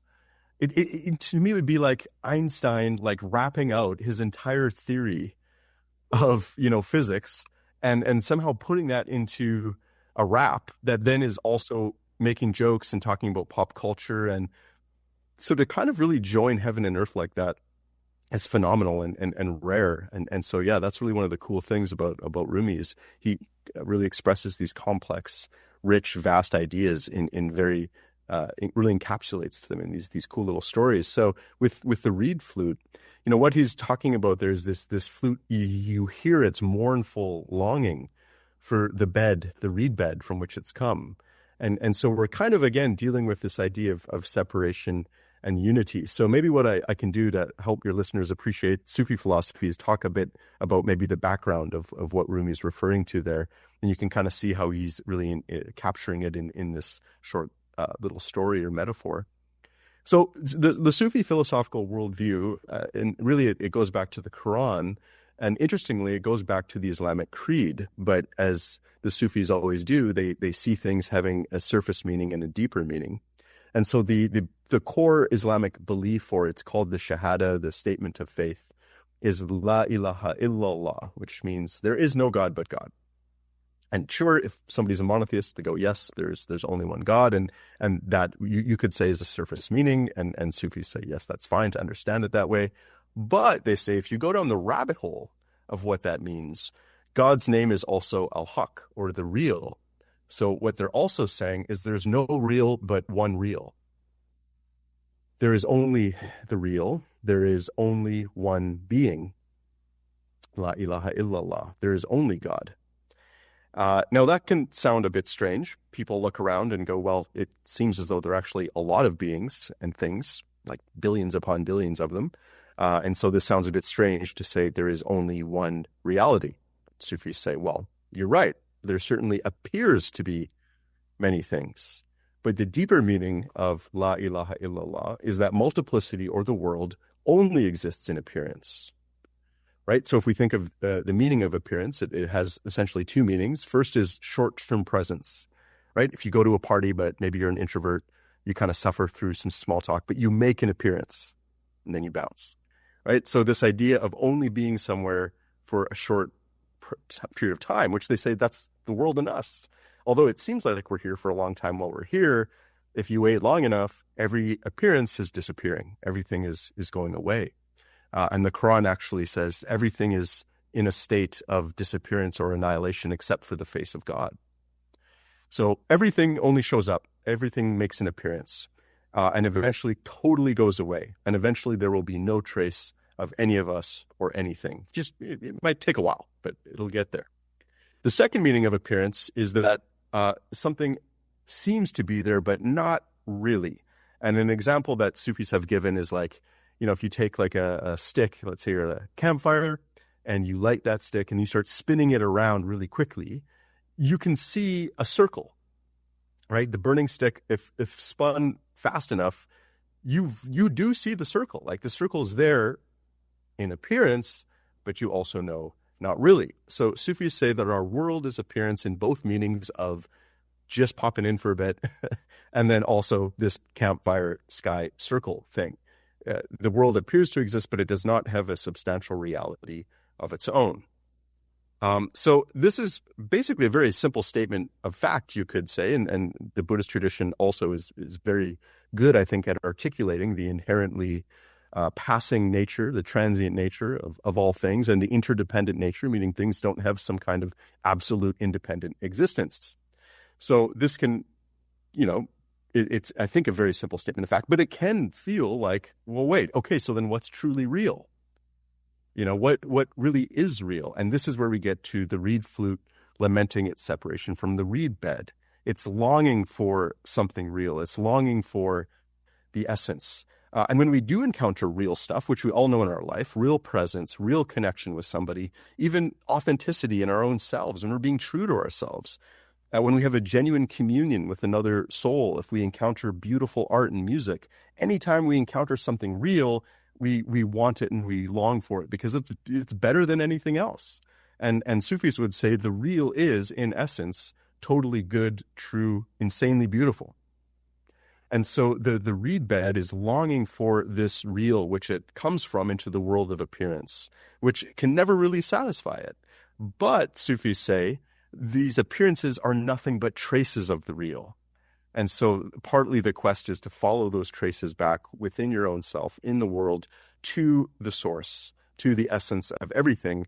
And that's the second part of La ilaha illallah. So, there is no reality but the real.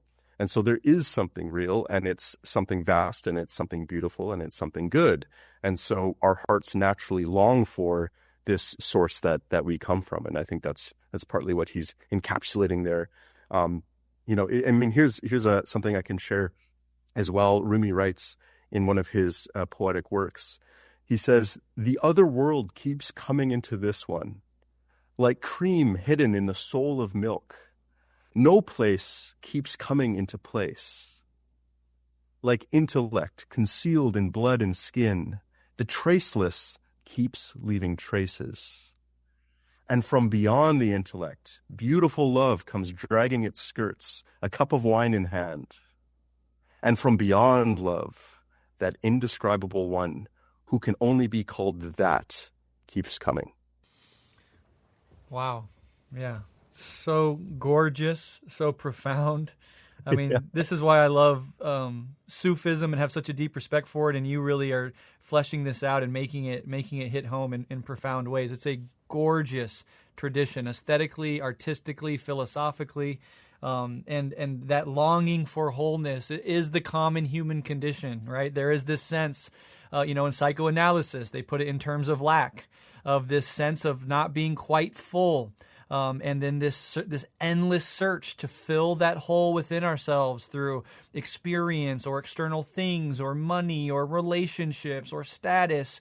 And it's just an endless search. And this is, in some Buddhist context, samsara, the cycle of suffering, this repeated attempt to try to go out and fill that hole through these artificial means. And what is capitalism if not this constant urge and desire for consumption as the main mode of attempting to do that? And then we have a society of alienation, of depression, of addiction, and we wonder why. We are fools in the cycle of samsara, searching for something that can never satisfy us. And the only thing that can satisfy us really is this union with the oneness. And all these mystical traditions, in their own beautiful and gorgeous way, return here again and again and again. And so if that resonates with you, dear listener, if you feel like that, you've always been searching, you're never quite satisfied, the search to try to satisfy just leads to more disappointment. Even when you get something that you desire, it never lives up to what you thought it would, and then it's just immediately replaced by another desire. The answer from Rumi, from Buddha, from all these figures is to give up the search, to go inward. You are never going to find that thing outside of yourself, outside of your own being. It is within your being is the only hope that you have of really finding it. And even if you touch on it once for a millisecond, any skepticism is eradicated. You know it's there. And then so many of us, once we touch it, we can't help but continue to go back to the well. Even if I wanted to stop this pursuit, if I just, this meditation thing, this spiritual suffering, it's all just too much.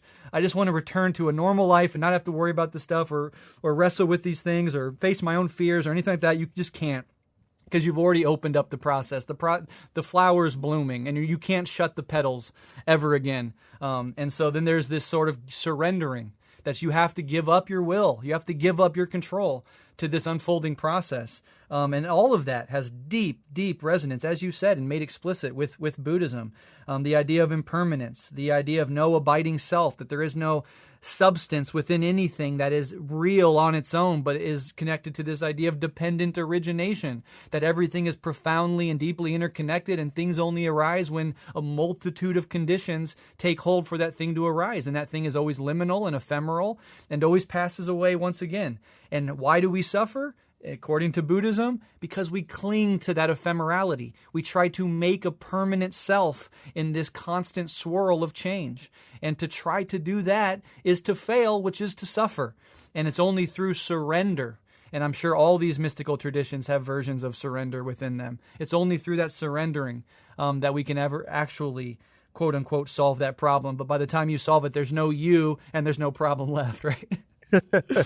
Yeah, I think that's very well said. And as you were describing this, kind of looking without for what is actually within, there are a couple things I can share from Rumi too that just like encapsulate it so well. Yeah. So this is from his Masnavi. He says, "A basket of bread sits on your head, yet you go door to door begging for crusts. Leave your deluded knocking. Look at your own head. Knock on your heart's door. You are up to your knees in the stream, and yet ignorant of self, so you seek a drink from this person and that. Would that you could know yourself for a time. Would that you would, of your own beautiful face, see a sign. Then you would not sleep in water and clay. You would go to the house of every spirit and fly away." Spot on. Beautiful.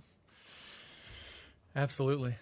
And there's people out there that are listening that if that touches you, if that moves you, if that stirs you, if you feel like something being said here is true, even if you can't fully understand it intellectually, that is the sign that you should continue to pursue this. And the beautiful thing about this is that whatever tradition you come from, you don't need to be alienated from it. If you grew up in Christianity, you grew up in Islam, and you don't want to, do this grotesque, reductionist, atheistic, turn away from it all and deconstruction of it, but you want to actually go into that tradition to find the beautiful kernel of reality within it. Every tradition, Hinduism, Buddhism, Christianity, Islam, Judaism, they all have it within them.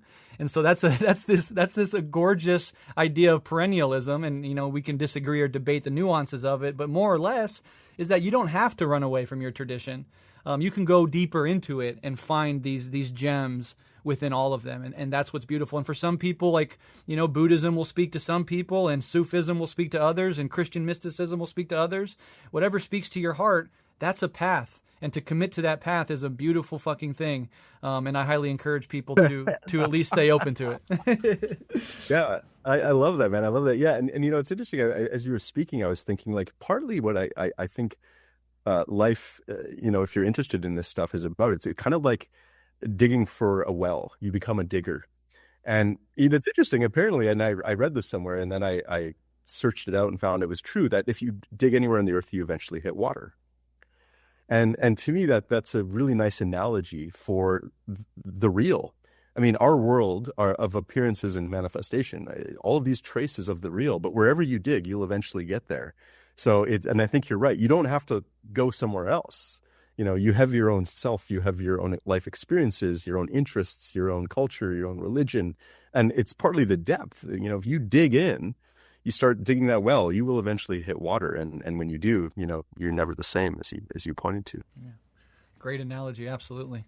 So let's go ahead and move on. And we've talked about paradox, and Rumi plays a lot with paradox in his work. Ideas of losing oneself to find oneself, or dying before you die, a really deep idea behind that slogan. But how does this all connect to these core Sufi concepts, and I'm sorry if I mispronounced them, but fana, or annihilation of the self, and baqa, subsistence in God? Yeah, that's right. And they are really interesting concepts in the Sufi tradition. So one of the ways to think about this concept of basically the annihilation of the self and baqa, or the subsistence of the self in God. So if we get back to that basic Sufi worldview that says us in the world is real in appearance only, another way to say is that there's something kind of dreamlike or illusory about it. Now, you only really know an illusion when you come to something more real. So if you think about this, and in the Hindu philosophical tradition, they talk about this as sublation. So you discover a deeper level of reality and then are able to see the less real nature of what you thought was totally real. So the great example of this is a dream. If I'm in the middle of a dream, unless I'm lucid dreaming, I think the dream's real. As an experiencing subject, if I've, won the lottery or something, then I feel like I really have. And then you wake up and you realize, oh, that was just a dream. So you sublate the dream reality by waking reality. Now, interestingly, the saying you pointed to goes back to the Prophet Muhammad, who said a few different things. One, he said, this life is a dream, and when you die, you wake up.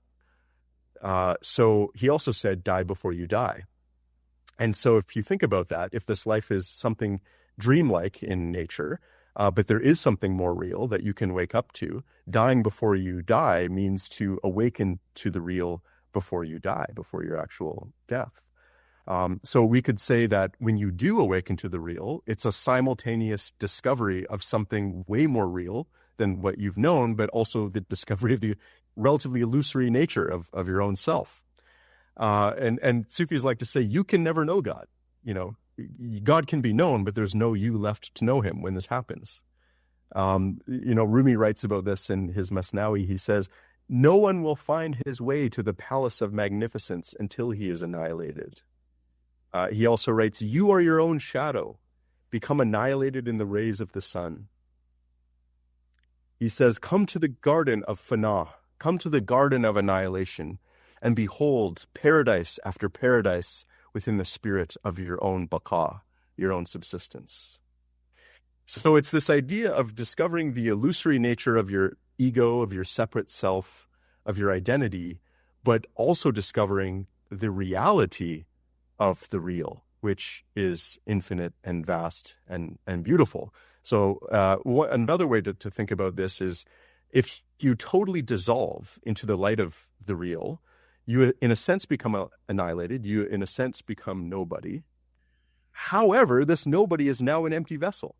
through which the light of the real can shine unencumbered. So that shining of the light of the real and its qualities of wisdom and compassion and beauty, now you've become a vessel or a clear window that it can shine through. So there is something there, and that's the baqa, and that is the subsistence of the entity through the reality of God or through the real. But again, when that's happening, there's no real ego left anymore, because the vessel has been emptied of that. Yeah. So that sparks this idea within me, and I would love to hear if there's any analogous concept or experience within the Sufi tradition that I'm unaware of, but certainly within the Christian mystical and the Buddhist tradition, the two most familiar traditions for me, this exists with this idea of dying before you die. So basically what you're doing is you're annihilating this false sense of self, this small self, the ego. You can call it that. It's somewhat kind of crude, and it's not totally annihilated, right? It's, as you said earlier, it becomes a tool. Instead of you being used by it, it's used by you when it's conventional. You got to go around in society. You have to talk to your banker and fill out paperwork and apply for jobs. That doesn't go away, right? You don't just get lost in mystical bliss and just cease to function. That's right. But it's no longer the dominant identification that you have. But in Buddhism and, in Christian mysticism, as this process unfolds, as the small sense of self is being transcended, or we can talk about it as being annihilated, it starts to freak out. There is a real sense of terror that can grip some people, and it's referred to perhaps as the dark night of the soul, that the ego feels its death to be imminent. And what is the ego but this sort of evolutionary and socially constructed defense mechanism that we adopt as a means for survival, and it's served us well evolutionarily as that function. It serves that function.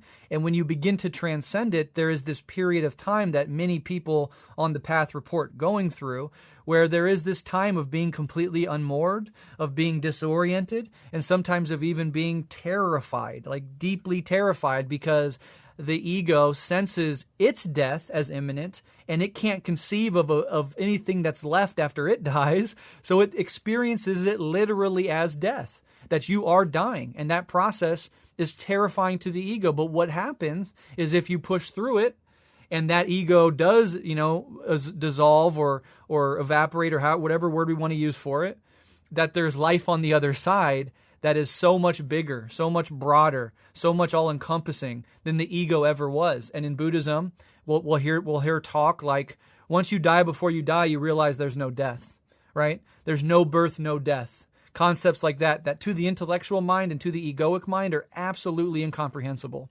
But from this higher form of awareness, it makes total and complete sense. And then the terror of death completely disappears. And so I'm wondering if there is the dark night of the soul in particular, but if if there's analogies in the Sufi tradition to those experiences.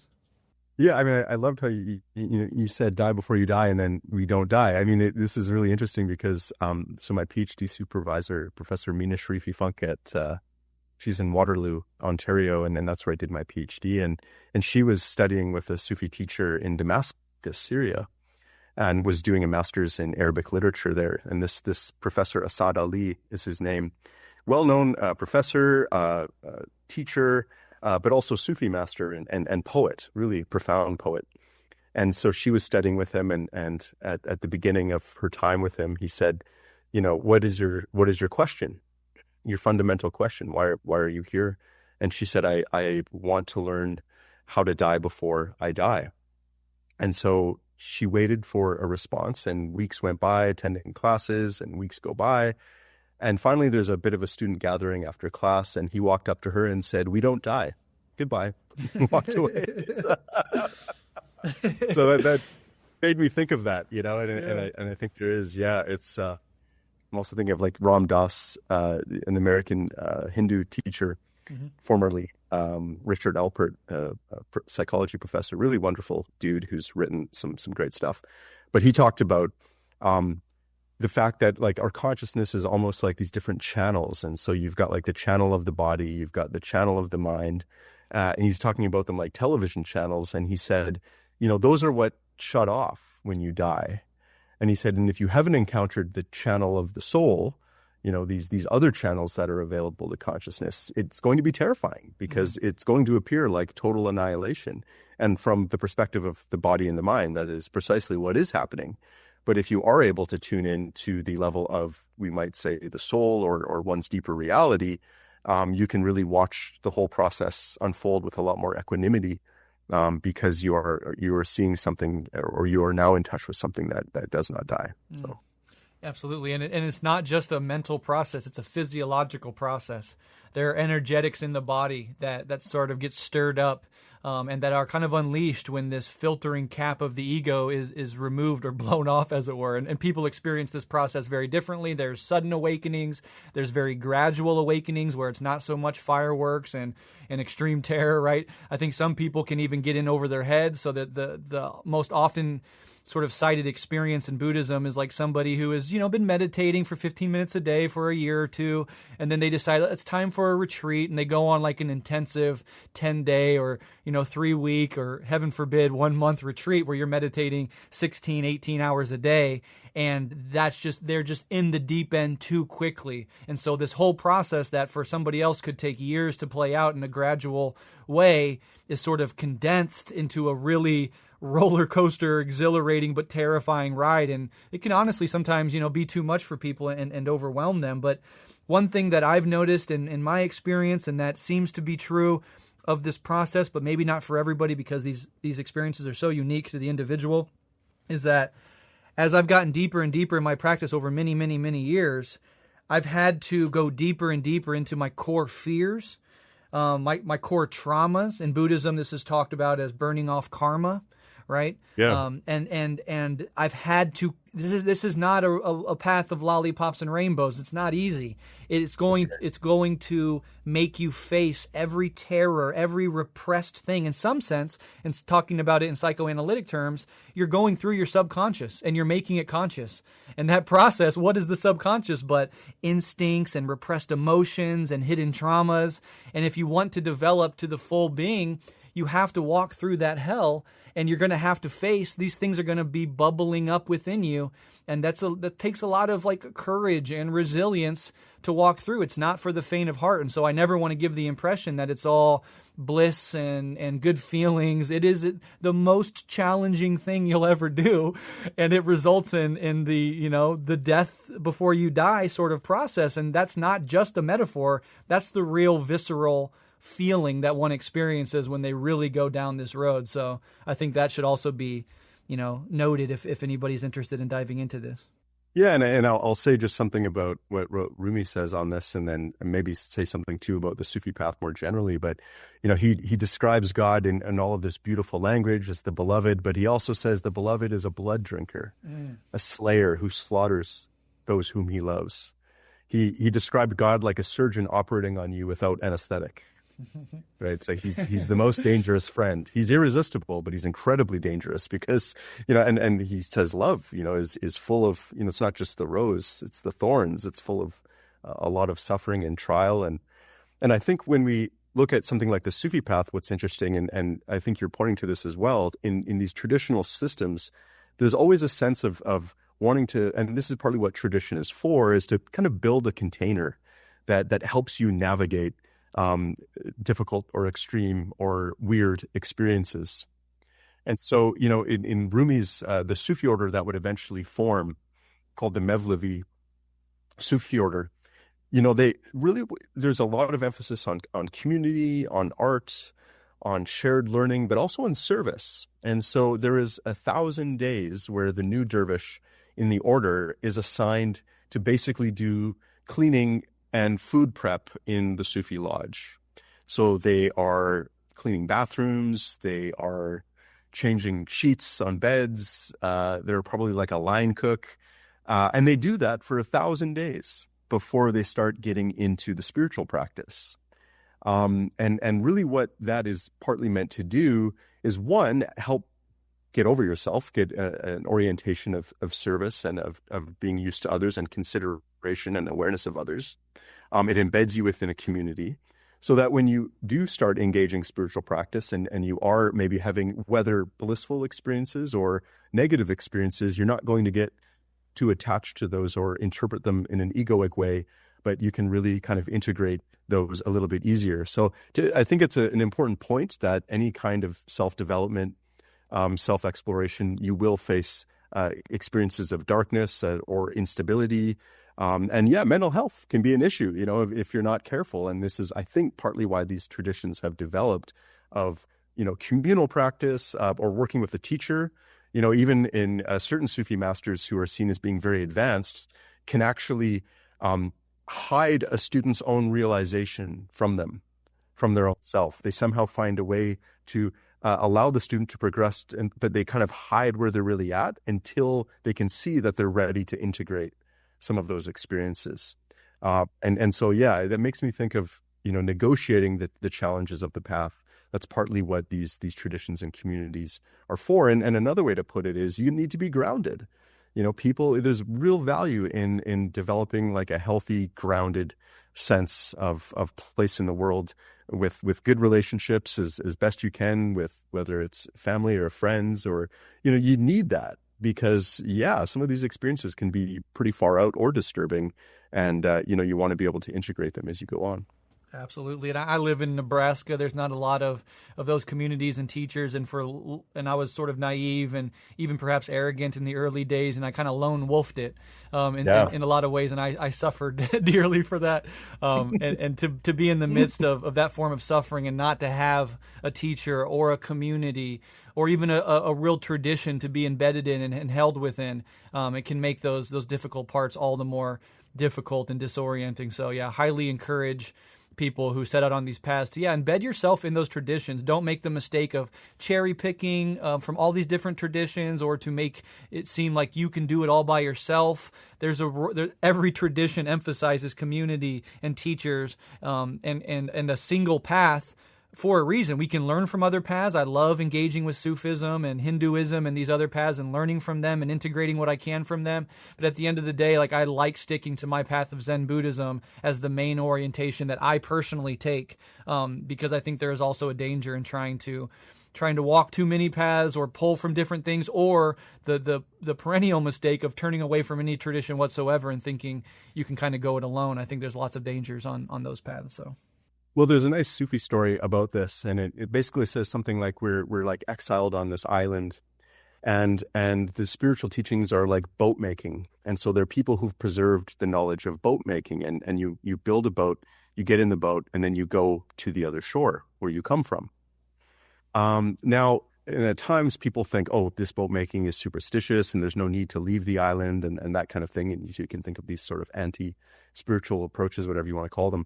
But at the same time, if you think about it, you could try swimming to the other shore. But I don't know. Yeah, I don't know if I'd recommend it. I might sort of see if you can get in a boat, So I think that's one way to look at these traditions and what the issues around a do-it-yourself approach might be. Yeah, that's great. That's great. And then the last thing I just want to say before we move on really quickly is you mentioned service. Some people call it the path of devotion, this outward focused. I am humbling myself. I'm not pursuing my individual pursuits. I'm serving others. I'm a parent of 3 kids, so whether I like it or not, that's foisted upon me. But in the Marxist tradition, we talk about serving the people, right? Yeah. Of subordinating your individual careerist ambitions or, in certain terms, egoic self goals, and to subordinate that to a broader project of trying to revolutionarily transform the world and serve other people in that process. And so again, I think there's resonance there for that aspect of my listenership that is concerned primarily with sort of revolutionary politics. But let's go ahead and move forward into this next realm. And I'm asking questions. I'm sort of out of my depth here, so if I get something wrong, don't hesitate to correct me. But as far as I understand, Rumi's poetry wasn't just meant to be read. It was sung and danced and physically embodied. There's that word again, embodied. What role did music and movement, and especially this term sama, the whirling dance, play in his overall spiritual practice and in Sufism more broadly? Yeah, it's a great question. And it's interesting because Rumi, I think, would not have been a proponent of music really before meeting Shams. And the Islamic tradition as a whole is a bit like the Greek philosophical tradition in that there's a certain ambiguity towards music. And I think this is partly actually just recognizing its incredible power, right? I mean, music, it's really quite phenomenal that just, modifying sound waves communicates human emotion. I mean, it's wild when you really think about it. But if you look at how powerful it is, I mean, I even think of, growing up a teenager in the late 90s and developing an identity based on music. And then people still do this to this day. And for some of us, that might be a lifelong identity. For some, it's just a phase as a teen. But if you're thinking of you're into punk, you become a punk. If you're listening to hip hop, a lot, you might start dressing a certain way, right? Or EDM or music can actually create whole subcultures of identity. So it is incredibly powerful. And I think there's been this recognition of music's power in the Islamic tradition. And in some cases, wanting to kind of forestall any negative power. But there's also been an opening to appreciating the positive power of music. And it's interesting because the Quran itself is recited, and it's recited according to a musical scale. There's several musical scales you can recite it according to. The call to prayer is recited according to different musical scales. And so they're not seen as being music as such, but at the same time, there is this musical quality built into Islamic tradition. And eventually the Sufis would really see the possibilities for music to lead to spiritual elevation. And so sama' is an Arabic term that just means literally listening. And so it was a tradition of listening to music contemplatively. And it's interesting, some Sufis said, it's all about where you're at. Like some music is going to be forbidden for you if it's going to just mess you up. Some music is, neutral, and some music might actually be required, obligatory for you to engage because of where you're at. It can really open some doors. So I think when we look at the characteristic whirling, that the whirling dervishes, as they're called, this is really characteristic of Rumi's Sufi order, or the Sufi order that was really developed after his death, we should say, called the Mevlevis. So for them, they developed these really quite beautiful forms of what we would now call classical Turkish music, that they would do this whirling dance to. And it's really a meditation. And so I think really what we're seeing there is the possibilities of music to be engaged contemplatively. And there are really different ways of doing this. I mean, it was funny. I was in a Sufi lodge in Toronto, a Persian Sufi order. And they had this little ceremony that they do, I think, weekly, where they turn off all the lights and they play this classical Persian music. And it was pretty far out, pretty cool. But apparently I'd kind of missed the point because I talked to the teacher after and he said, "What did you think?" I'm like, "Yeah, man, the lights were off and the music." And he's like, "But did you understand any of the words?" I said, "No, I don't really know Persian." And so you could tell he was kind of like, "You may have missed the point a little bit." So you could also, suggest that a simple aesthetic approach to music, which personally I probably take a lot of the time. I love music. But I think there's an idea that it's actually going beyond just aesthetic appreciation, that there are ways that music can actually allow you to access deeper aspects of your heart and consciousness. And so certainly I think that's how it's been used in the Sufi order that developed around Rumi's teachings. And so in the context of the whirling dance, is that as you're dancing, you're also listening to music, and then is there something that is done specifically with the attention? Because I assume you're not just like thinking about what you're going to make for dinner when you're engaged in this activity. Can you kind of flesh that out? Yeah, 100%. And this will maybe just in general, we can talk about, each of these boats that we can hop in to go back to the other shore. Each of these traditions have characteristic methods. And now within Sufism, and that is a very particular expression of this method, the whirling dance, and other Sufi orders would approach this differently.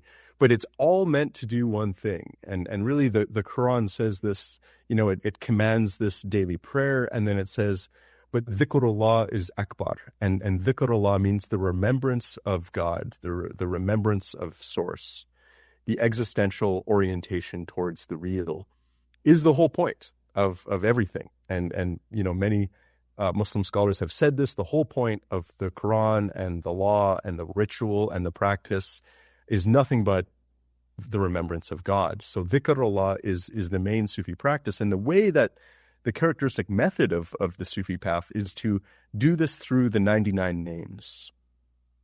So this is something that all, as far as I'm aware of, Sufi practice is based upon. is the engagement with these names. Now, 99 is partially a symbolic number.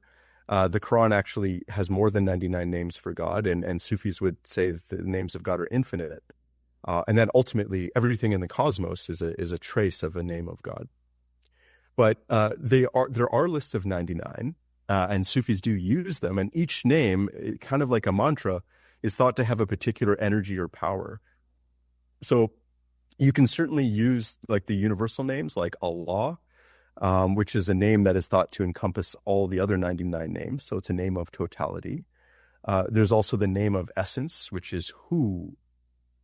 Now, Hu in Arabic means he.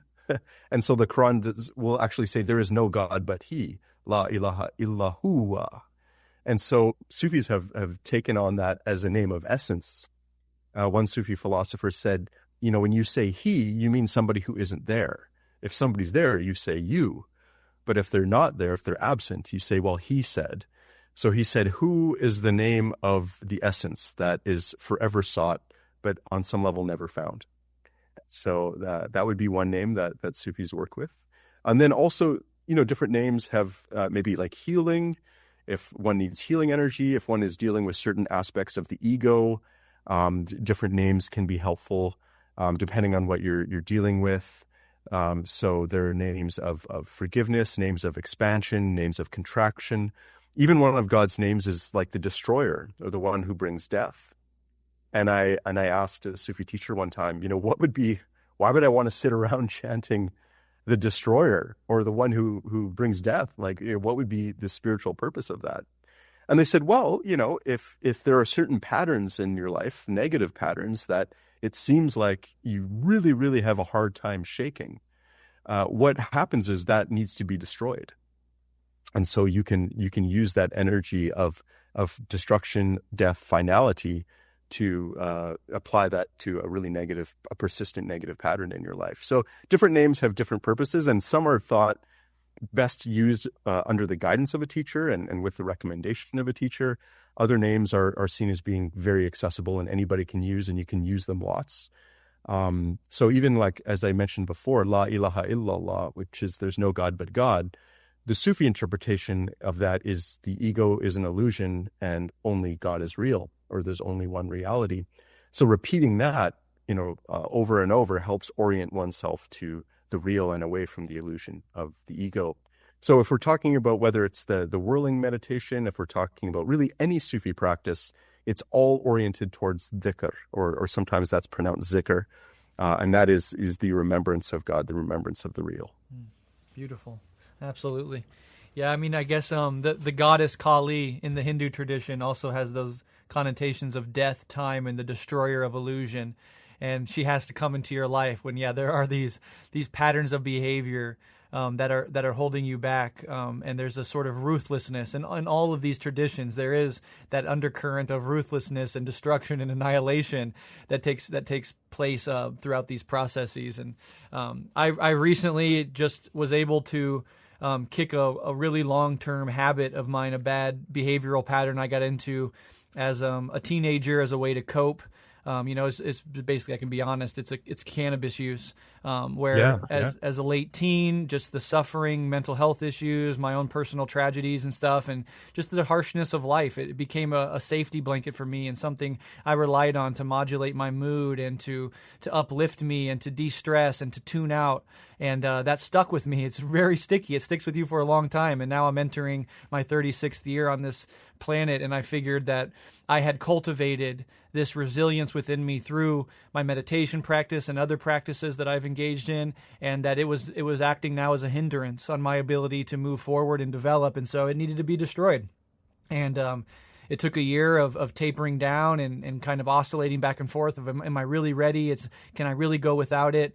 And I've cut the rope this year, and I've had nothing but positive benefits from doing so, not the least of which has been an overall mood stabilization. I didn't quite understand how much daily use of any substance dysregulates your mood and your nervous system, and there's this constant oscillation between ups and downs and ups and downs. And I just thought that's a natural product of my brain chemistry, and I think it's becoming more and more clear to me that was because I was sort of hitting the gong of my neurochemistry every day, and so that's just one little tiny, rather petty example, but I think this process is this sort of purging of these limited and self-constraining and really coping mechanisms that we sometimes develop throughout life that at some point in your maturation, it's time to let go of and move beyond. And that's not true for everybody. Other people have different relationships to substances, and I'm not here to judge anybody else, but on my path, that was necessary. And,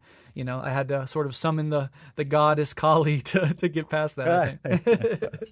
Yeah. I mean, it's a great example, though, of how, we need to work with different energies on the path, for sure. Mm.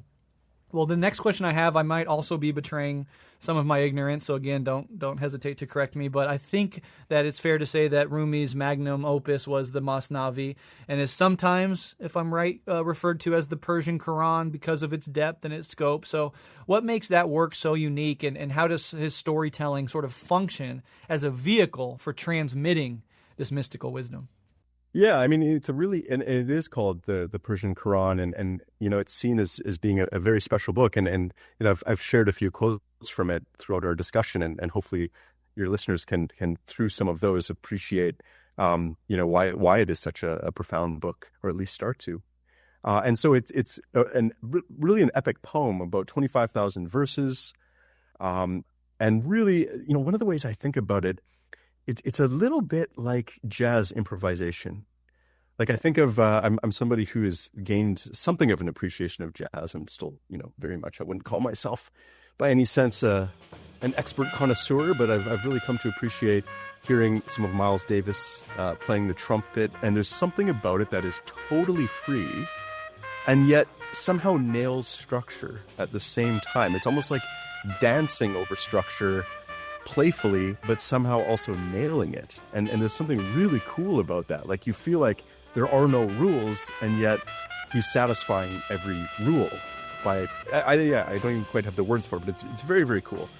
And I think that's kind of what the Masnavi is like. It's like this really profound expression of the entire spiritual path of Sufi philosophy and all of its dimensions, and yet somehow expressed in this effervescent, playful rhyme with like pop culture references, even crude jokes, which also is not always appreciated in the West. You hear of celebrity getting like tattoos of Rumi, and they're definitely not talking about like his, insults to his scholarly enemies, like 1,000 dog farts in your beard or something like that. Like I don't think Brad Pitt's going to get that tattooed on his side or something, right? It's like there's this earthiness, and it's like weaving every aspect of life, from the most mundane and silly, and yet always somehow hitting this theme and somehow expressing this deep essence and realization and teaching. So it's really remarkable. I mean, again, I think, jazz improvisation does come to mind because it seems like he's just writing so freely and skipping and dancing over all kinds of things, and yet nailing something in the midst of that. It's like, or, seeing a cat hop, all over things and not knocking things over and somehow landing on its feet despite looking like it's going to totally crash. It's that some kind of freedom, but also precision that is really beautiful. And so, yeah, I mean, I think that's, and one thing I'll say about it too, is just that, Rumi was pickled in the Islamic sciences, so to speak. He was pickled in the Quran and the sayings of the Prophet Muhammad and Islamic traditions and philosophy more generally. And so, he just kind of is always subtly referring to those throughout the book. And it is one of the issues, and if you don't mind, I'll maybe just jump to this because I suspect we might want to talk about it, of how Rumi is understood in the West. Yes, please. And there is a challenge in translating Rumi because certainly I think there's a very universal message, as we talked about this, tracing back the meaning, like the grapes, getting to what everybody's trying to say and express. So there's a profound universalism and an openness in Rumi's teachings, but it's also so deeply grounded in the Islamic tradition. And so translating Rumi for the West, this has been one of the issues is, some of those references just aren't going to be easily comprehensible for folks who are not themselves grounded in that. And so that can lead to efforts by translators and interpreters to kind of change some of those references or edit out certain explicitly Islamic references to make it more comprehensible. But of course, one of the problems with that is then you lose something of, who Rumi was as a historical Muslim Sufi person. Again, profoundly universal, but also grounded in a particular boat. So, yeah. Yeah, and there's an analogy with Buddhism where as meditation and mindfulness come to the West, there's this secular Western sometimes attempt to sort of deculturize it and just take out the practice and sort of disregard the centuries and millennia of, Asian and Buddhist and Indian and Chinese and Zen culture that comes with it. And I do always think that something is lost. And if I really love Buddhism, I have to engage with the cultures that it came out of and that it were shaped by. And that gives me a much deeper understanding of the thing I'm actually engaging with. And something is profoundly lost when these figures and their teachings or their art is stripped away from that context. So I highly, warn against trying to do that. And it's sort of, on some level repulsive to me when I see that happening to Buddhism. And I'm sure you have a similar sort of sensation when that happens to Rumi or Sufi figures. But I'm saying my question is beyond just the Islamic and Sufi elements that are sometimes stripped out of his work in translation. Is there something lost when we get outside of of Arabic as a language?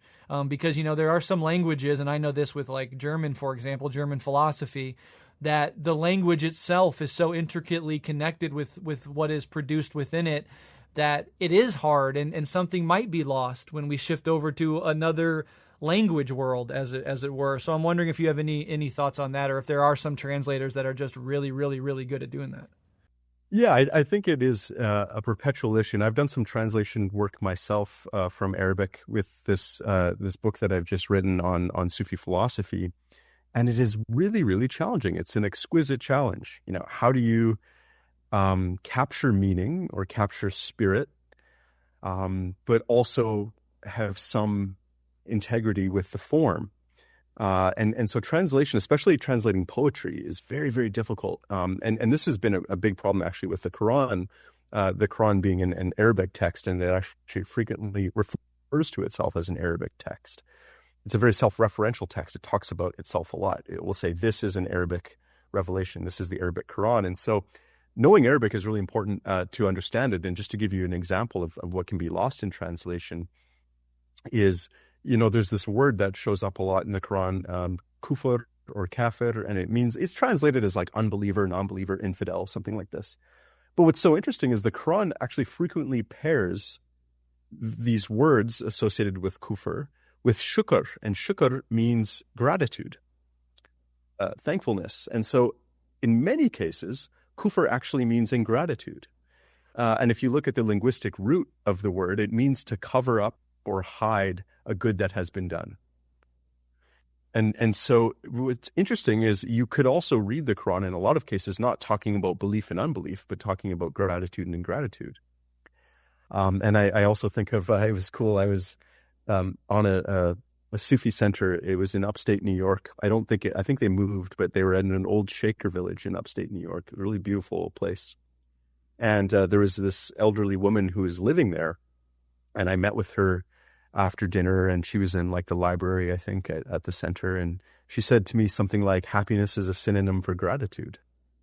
And then the more I thought about that, I was like, yeah, that's kind of a nice way of putting it. But, that's just one example of where, when we're looking at language, and especially with Arabic and Persian, and Rumi, was fluent really in both, but he really primarily wrote in Persian. But both really wonderful languages, but ones that I think they are in some cases, and especially the poetry, difficult to translate because of the multiple meanings that can be in a single word. Right? That's one of the main things I find, is that you've got these sort of several meanings, and then you have to kind of pick which one you want to foreground. And in doing so, you're kind of inevitably erasing some of those other meanings. So it's a really, really challenging thing. And I think with Rumi's poetry, I can see the challenge because there is such a universal spirit, a profundity, and you want to capture that and you want to convey that. And of course, the beauty, the effervescence, the playfulness, you want to do that, but you also still want to, again, keep to the integrity of what he was saying and how he wrote. And so doing that, I just think it's a real big challenge. And I don't think I have an answer other than I think we need to be as conscientious about engaging with text in different languages as possible. And there certainly are better or worse translations, but inevitably there's just this inherent issue with that I think it's worth being aware of. Yeah, I think that's fascinating and on point and thoughtful, and people should always kind of be aware of that in the background when they engage with these things. And then there's also this other paradox with any of these traditions that they are so located within a specific culture and a specific historical context, but they're also immensely universalizable, right? What Rumi was talking about, what Jesus was talking about, what Buddha was talking about, these are universalized human truths about the deepest aspects of the human condition. And so there is this element in which they are inexorably and inevitably intertwined with their culture and their history and the language world that they were using at that time, as well as this, it has to be held in tension with the universalizable aspects of what they're actually saying. And I think, just kind of being aware of that tension and going into these traditions with respect for both sides of that puzzle, I think that's kind of the balance that one has to strike when they become interested in these things. Well, I'll give you just one example of this. So one of the most famous interpreters of Rumi in the English language is an individual named Coleman Barks, who's really himself a wonderful poet and also a practitioner of Sufism. He has received some critique for, I think, translating or interpreting Rumi, probably more fair to say interpreting Rumi, in a kind of Walt Whitman-esque free verse American style. And I'll just read one example of sort of his translation versus a more close translation of the original. So there's a saying of that we find. Here's how he translates it: "Out beyond ideas of right doing and wrong doing, there is a field. I will meet you there. When the soul lies down in that grass, the world is too full to talk about ideas, language, and even the phrase each other doesn't make any sense." Now, apparently Brad Pitt does have the first part of this tattooed on his arm, out beyond ideas of right doing and wrong doing. And yeah, that's beautifully put. Now, if we look at the original Persian, this is a much closer translation to what Rumi was saying. Out beyond Islam and kufr, out beyond Islam and unbelief or ingratitude, there is a desert. For us, there is a passion in the midst of that space.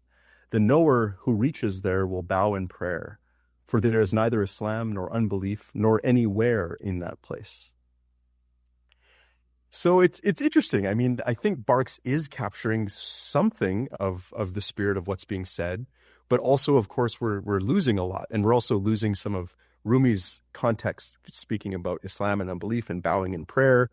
I think there's still an essential message that's being captured, but again, it's just a great example of seeing what can also be lost. So. Yeah, and both versions have their own beauty, and I just don't envy the work of the translator to have to try to communicate that and maintain the essence and try to put it in terms that can be understood while keeping the rhythm of the poetry alive in a different language. I mean, it's a very monumental task. So just hats off to anybody who engages with that with sincerity, because it's not easy. Precisely, yeah.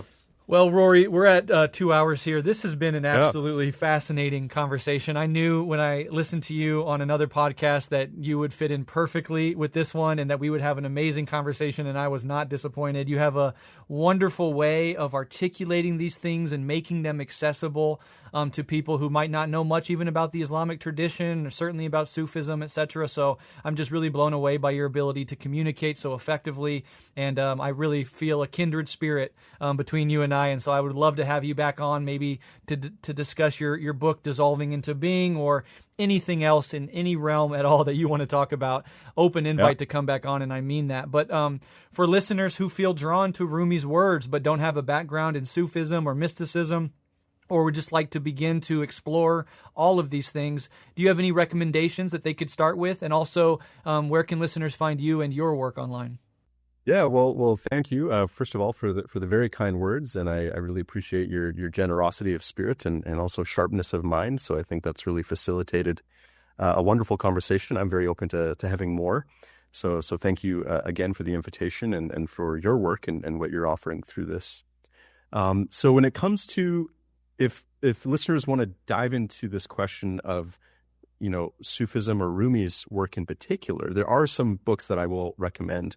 If you want to just know a bit about his life and kind of an overview, there is a scholar named Anne-Marie Schimmel, a German scholar. There's actually a street named after her in Pakistan. She was really beloved in a lot of Muslim cultures for the wonderful work she did. Speaking of translation, things like that, and really articulation, I think she really is just a profound and beautiful scholar. And so she wrote a book called Rumi's World, The Life and Work of the Great Sufi Poet. So that's Schimmel, Schimmel.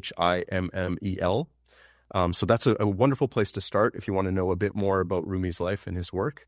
And then if you want to kind of dive a bit deeper, there's another scholar, William Chittick, Chitttick. Really, in terms of translator, wow. He translates from Arabic and Persian, and huge amounts. I'm kind of in awe of his scholarship, truly. And he wrote a really beautiful book that I wish was more well known. It's called The Sufi Path of Love, The Spiritual Teachings of Rumi. And there he really translates a lot of beautiful passages from several of Rumi's works. So if listeners want to, dive deeper into the Sufi path and into Rumi's teachings, I think that's a very, very good place to go. And then finally, if anyone's interested more in my work, as you mentioned, you can just kind of Google me and I'll show up in a few, YouTube interviews, things like that. But really this latest book, and maybe we can talk about it in the future, is again called Dissolving into Being, the Wisdom of Sufi Philosophy. And that was just published out in October, November of 2024 with Anka. That's ANQA, Anka Press, a British press that specializes in Sufi philosophy. So yeah, if you're interested, that's a book I've written that I hope is also accessible to folks. I was thinking, if friends and family are asking me, like, what is Sufi philosophy anyways? I thought, well, here's a book I can at least hand to them and go, hopefully this is accessible and interesting. And that was the effort anyway. So. Wonderful. Yeah, well, I'll link to all of those in the show notes so people can quickly and easily find them and dive deeper. And of course, on this show, we have our episode with my good friend Adnan Hussein on Sufism more broadly, if people want to dive deeper into that direction, and another episode with Adnan on the life of St. Francis that was very much structured similarly to how this conversation was, with using an individual figure in a mystical tradition to kind of dive into that tradition more broadly. So if you liked this episode, you'll probably like the one on St. Francis of Assisi as well. But yes, thank you so much, Rory. I can't wait to have you back on the episode. This is automatically already one of my favorite episodes we've ever done. So I look forward to connecting with you again. And in the meantime, keep up the amazing work. Well, thank you so much. It does my heart good to hear that. And really, it's been an honor and a pleasure. So inshallah in the future.